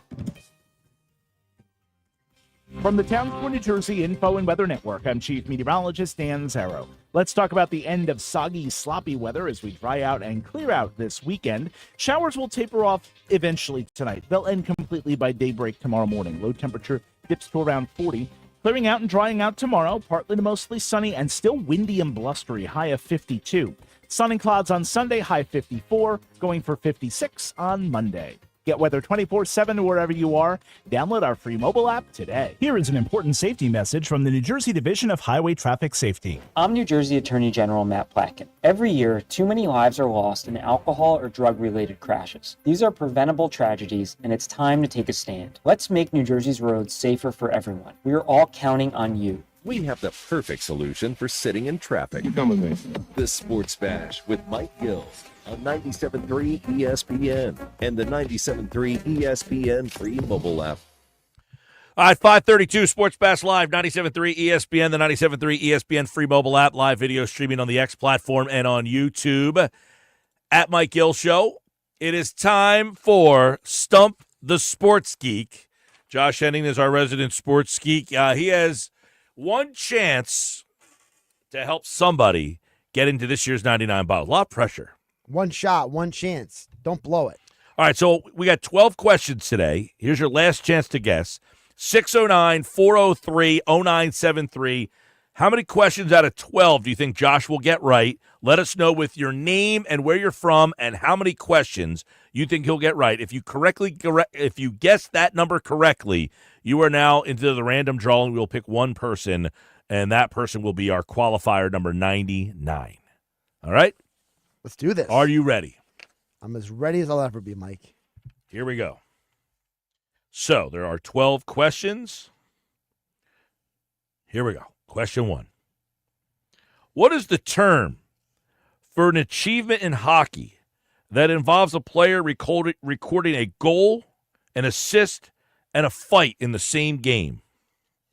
Is that a Gordie Howe hat trick? That is correct. It's ironic because I literally just said during the break I like hockey. All right, question 2. Here we go. The New York Yankees have won the most World Series. Who has won the second most? I would guess that would be the Dodgers. That is incorrect. Interesting. So if it's not the Dodgers, We don't get to keep guessing. I was just wondering off the top of my head. So, but who is it? Cardinals. Really? That's interesting. Yes. There must have been a bunch before I was born. They did win a bunch, yes. Are you? They've won 11. 11? Yes. And the Dodgers haven't won 11? No, the Dodgers won 8. Now they have won 8. Huh. This was their 8th. I would have thought the Dodgers would have double digits by now. No, it is New York, St. Louis, Boston, Philadelphia / Oakland. Oh, interesting. Yeah. All right. All right, got one wrong, one right. Yes. All right. Question number 3. Who is the first player to win the NBA Finals MVP award without winning the championship? Jerry West. That is correct. West Virginia. Kind of threw that in there for that reason. Is that why you did? Baseball. Ronald Acuna Jr. had a 30-30 season in 2019. Who is the only other Braves player? Ronald Acuna has 2 30-30 seasons. His last one, 2019, and last year.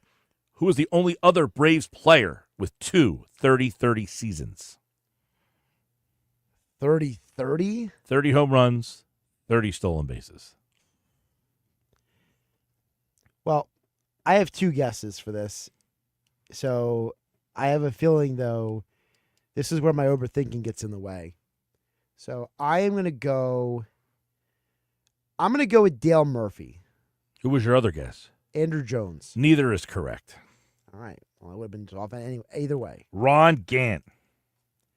All right. I was not guessing Ron Gant. Former Philly. That was a tough one.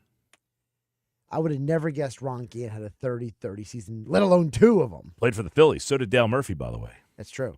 Which NFL team had the most wins in the 2000s, from 2000 to 2010?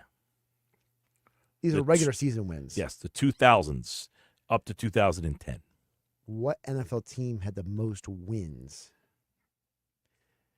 So 2000 to 2010. I'm going to guess the Indianapolis Colts. That is correct.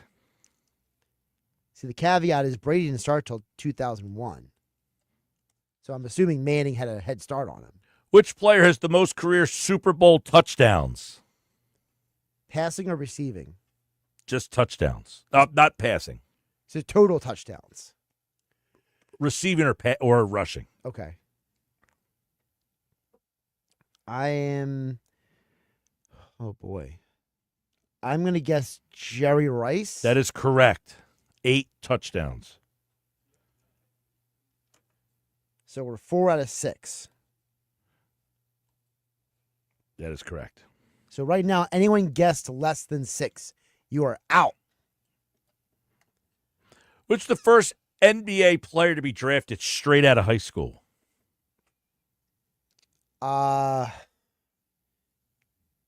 Chocolate Thunder, Dawkins. That is incorrect. Moses Malone. Oh, it was Moses. In the 1974 ABA draft. So Dawkins must have been after him then. Who is the youngest player to win the NBA MVP award? The youngest? Youngest player win MVP.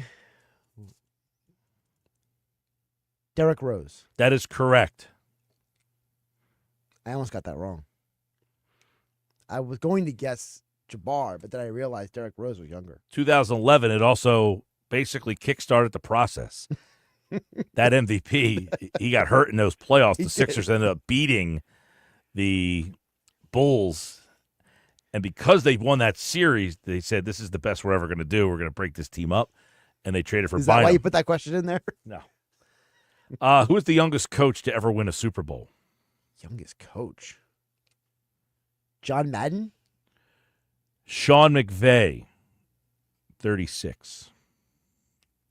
You almost forget how young Sean McVay is because he's been coaching for so long. 3 questions left. That one was incorrect, by the way. So I'm 5 out of 9. Is that correct? Yes. Which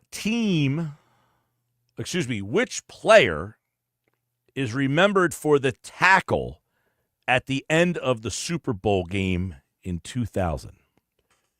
Oh, the Rams and the Titans, right? Is that Mike Jones? That is correct. He made the tackle of Kevin Dyson. That's 6. Who was the first player to break the 100-point mark in an NHL season? Oh, Lord. 100-point mark, NHL season. I'm going to guess it was Rocket Richard. That is incorrect. All right. Phil Esposito. So I was about 10 years off. I guess so. You're just like, whatever, Josh. All right. This question is, I don't want to say difficult, but there are 4 answers. Who are the 4 New York Met players to hit 40 or more home runs in a season? Darryl Strawberry.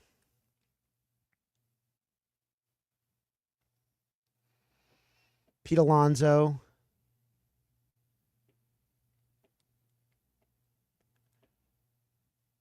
I don't think Mike Piazza ever. What, is it 30 or 40? It's 40. I don't think Piazza ever hit 40 with the Mets, so I don't think it's him. 4 different players. I know Alonso's hit 50, so I know he's got to be one of them. I can see the people in the car right now who have guessed 1, 2, 3, 4, 5, 6. This would be number 7. The people who guess 7 are cheering you on. The people who guess 6 are hoping that you screw up. Exactly. Can I just lock in Pete Alonso for my sanity? You can lock in Pete Alonso if you'd like. I like to lock that in. That is correct. All right. That was the one I felt best about, so I wanted to get that on the record. Okay. Now I got to guess the other 3. Had to hit at least 40 home runs. There are 4 players in Mets history to hit 40 or more home runs in a single season. Pete Alonso is one of them. He actually did it 3 times. Yeah, I know one of those years was a 50 home run year. That's why I remembered that. There are 3 others.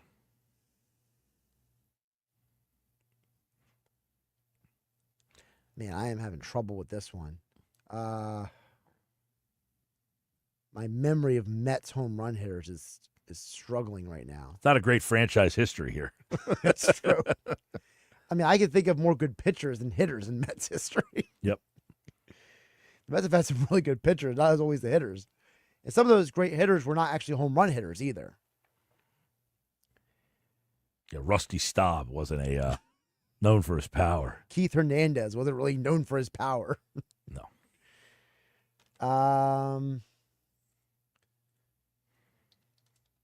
All right, power hitters for the Mets. Robinson Cano? Are you locking that one in? Yes, I'll lock that one in. Robinson Cano is incorrect. All right. I already failed. The 4 players. My other guess was Darryl Strawberry. Darryl Strawberry is not correct. All right. The 4 players are Pete Alonso, Carlos Beltran, Mike Piazza. Oh, he did hit 40. Dag nabbit. So we have a Dag Nabbit and a Folks today. And the final one is Todd Hundley. Oh, my goodness. The catcher in 96. There you go. The switch hitting catcher. Those are the 4 I only got one. Mets to do it all time. So we got 6. Yes. 6 out of 12. Could have been Ed Kranepool. You could have guessed him. Guess he's a pitcher. He's one of the best pitchers in Mets history. All right, there you go. So you got I got 6. Total of 6 out of 12 today. Were these questions a little harder today? I think some of them were definitely harder. The Mets question was probably the hardest of the ones you mentioned. I thought you were going to get that one. Really? Yeah. So if you guess 6, you are still alive for this year's 99 Bottles Party. Thanks for everybody who played. Now, if you liked that segment, Stump the Sports Geek, we might have to do something to try to incorporate that during the show. What do you think, Josh? Do you think it was popular enough? I think it was popular enough. It might be a fun way to give out some more prizes in the future. Pete G loved it yesterday. Oh, I know he did. Although he gave the one answer away. He did. He's going to have to try not to be so overzealous. He's got to be a little more controlled. All right, Sports Pass Live, 97.3 ESPN. That was Stump the Sports Geek. Thanks again to everybody who participated. And that will get one person into this year's 99 Bottles Party, which is happening at Mud Hen Brewing Company, which is going down on Wednesday. We'll be in Wildwood for the full show. We'll be all of us out there hanging out and having a good old time. Hope to see as many people as possible. Remember, if you are not one of the 99, you are still invited to come out and get on the waiting list. And if somebody does not show up, one of the 99 people don't show up, we will start to pull from the waiting list. So in other words, if 80 of the 99 show up, we will take the first 19 names off of the waiting list and put you into 99 Growlers. Sports Pass Live, 97.3 ESPN. I'm going to tell you about my friends over at the Nizam's Indian Restaurant. We're rooting for the Eagles to win on Sunday Night Football so we can get those free tandoori spicy chicken wings. If the Eagles win, free tandoori spicy chicken wings at Nizam's Indian Restaurant, Route 40 in Egg Harbor Township. They're open 7 days a week, 11:30 a.m. to 9:30 at night, and their special lunch buffet on Football Sunday from 11:30 to 3. When we come back, it's my Bet365 play of the day, plus Eagles game balls and my pick for the game. That's all next on the Sports Bash. This is South Jersey's official home for Philadelphia Eagles football. The Eagles continue the 2024 season on Sunday Night Football in L.A. against the Rams. First, under center, to Barkley. Barkley across the 30, 25, 20, 15, 10. Good boy! Pre-game coverage starts at 7 p.m. with Merrill Reese and Mike Quick calling all the action starting at 8:20. This is the play-by-play home of the Philadelphia Eagles. 97.3 ESPN, South Jersey's Eagles station. It's the Get Holiday Ready sales event at Kendall Ford with low 1.9% APR for 60 months, plus $1,000 holiday cash on select Ford vehicles and up to 90 days deferred first month's payment. All offers with Ford credit financing through January 2nd, 2025. See Kendall for details. For work or play, you're going to find it on Kendall's huge 100-acre lot just off exit 10 of the Parkway on Stone Harbor Boulevard. Or shop right now at KendallFord.com. Texting enrolls you into recurring automated text messages. Consent not required to purchase. Message and data rates may apply. Hey, Dan, how you doing? Haven't seen you around the gym for a while. Yeah, I've really fallen off. Since I turned 40, I just don't get the results I used to get. Could be lower testosterone. Lower T? Yeah, I went through it a while back. Once you hit 40, your body has less free testosterone. I got Nugenix Total T, and it's made a huge difference for me. I've seen that ad on TV. Is it for real? Oh, yeah. The key ingredient is something called Tesnor, which helps boost free and total testosterone levels to help you trim up and stay lean. And it's made a difference for you? Man, I feel like I'm in my 20s again, at work, in the gym, and in the bedroom. Are they still giving out complimentary bottles for people to try it for themselves? Yeah, you just need to send them a text. Text HUNK to 42424 right now for your complimentary bottle of Nugenix Total T, the #1 selling testosterone booster at GNC. Plus, text now and we'll include a bottle of Nugenix Thermo, our most powerful fat incinerator ever, to help you get back into shape fast, absolutely free. Text HUNK to 42424. That's HUNK to 42424. Got a leaky pipe? At Ace Hardware Home Services, they're around the block with everything you need to fix it, including the person to do the fixing. Got a furnace issue? They've got a person for that. Because now they're not just the helpful hardware folks, they're also the helpful home services and repair folks. From plumbing to heating and cooling, they've got the trusted pros to keep your home humming all year long. Ace Hardware Home Services, now in South Jersey. They're bringing helpful home. The helpful you love from the store now to your front door. Visit acehardwarehomeservices.com to book your next appointment today.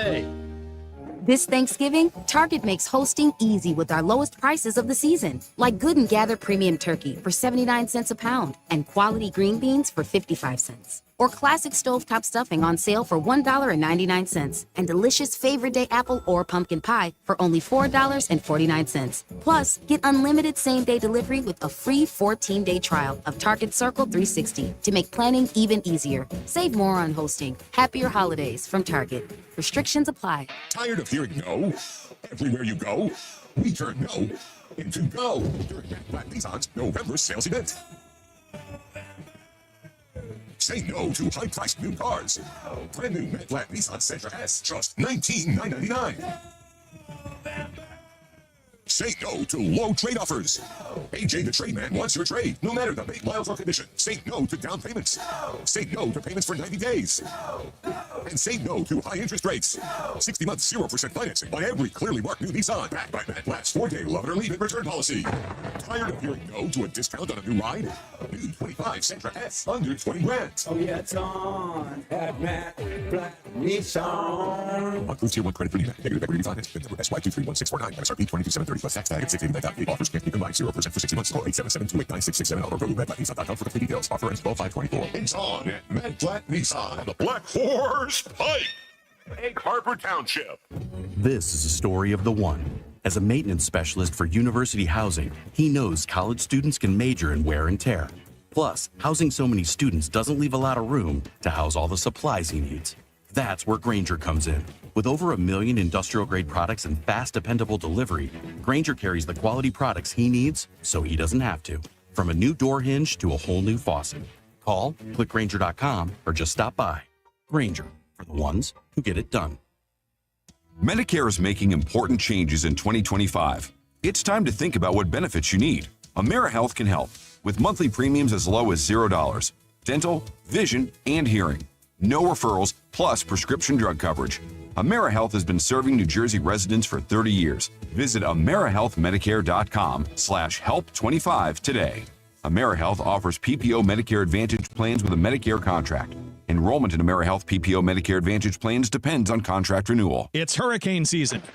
Are you prepared? Don't get left in the dark. Calvi Electric, a certified Generac dealer, has you covered. From installation to maintenance, they're your go-to experts for Generac generators, ensuring your home stays powered through any storm. A Generac home standby generator will automatically restore power to your home during an outage, so your life goes on uninterrupted. Put your trust in Calvi Electric, the premier electrical contractor serving South Jersey for over 115 years. Visit calvielectric.com today or call 609-345-0151.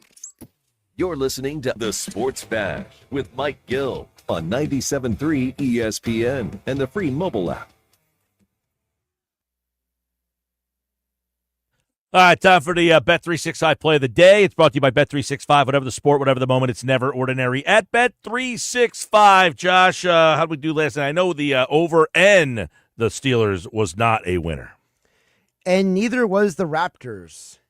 game. So you went 0 for 2 last night. Darn it. Those numbers add up, man. You wanted over for the Raptors game, Yeah, hit under. 225.5. You wanted under in the Steelers game, it hit the over. Hmm. If you just would have reversed those ideas, you would have been 2-0. Yeah, that's the game we play. All right, couple picks for you here. I got UNLV minus 7.5 tonight against San Jose State.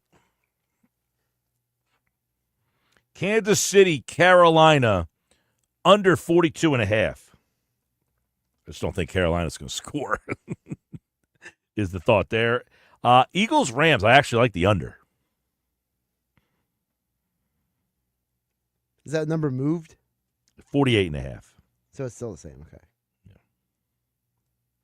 Okay. For the game on Sunday, I like Philadelphia. 24-16,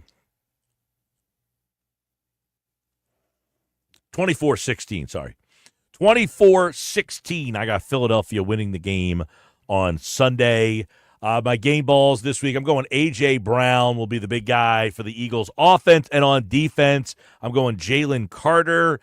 He will be the disruptor on Sunday, and that is my Bet365 plays of the day. Eagles, Rams, under 48.5. Kansas City, Carolina, under 42.5. UNLV, minus 7.5 tonight against San Jose State. Sixers tonight against the Brooklyn Nets. Paul George is out. Update on him. The same injury that he had before, but to a lesser extent. That according to Paul Hudrick from Liberty Ballers. And Joel Embiid will warm up and will be a game-time decision. Per usual. I'm wondering if, like, he gets booed. Who's saying, the heck with this, I'm not going to play tonight? Like, when he goes out to warm up. Don't boo Embiid. I mean, come on, let's have a fun scene. Let's hope this team can get it back together. I don't think anything is accomplished by booing him tonight. Definitely not. All right, that's it for me. We've got more Sports Bash on Monday. We'll be live at the Fanatic Sportsbook at Ocean Casino Resort in Atlantic City. Game night's up next. I'm Mike Gil. This is the Sports Bash. Right now, it's your final chance to enter for this year's 99 Growlers Party at Mud Hen Brewing Company in Wildwood. 609-573-3776. 609-573-3776. Caller 7 right now. This is the last entry for this year's 99 Growlers Party live at Mud Hen Brewing Company in Wildwood on Wednesday of next week. We'll be live at Mud Hen Brewing with 99 pairs of tickets, including a pair of club box tickets to see the Eagles play the Steelers on December 15th at Lincoln Financial Field. We'll have other great tickets, including Flyers tickets, Sixers tickets, concert tickets, tickets to see area shows, Eagles memorabilia, and more.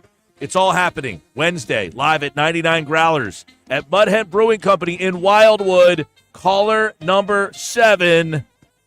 Good luck.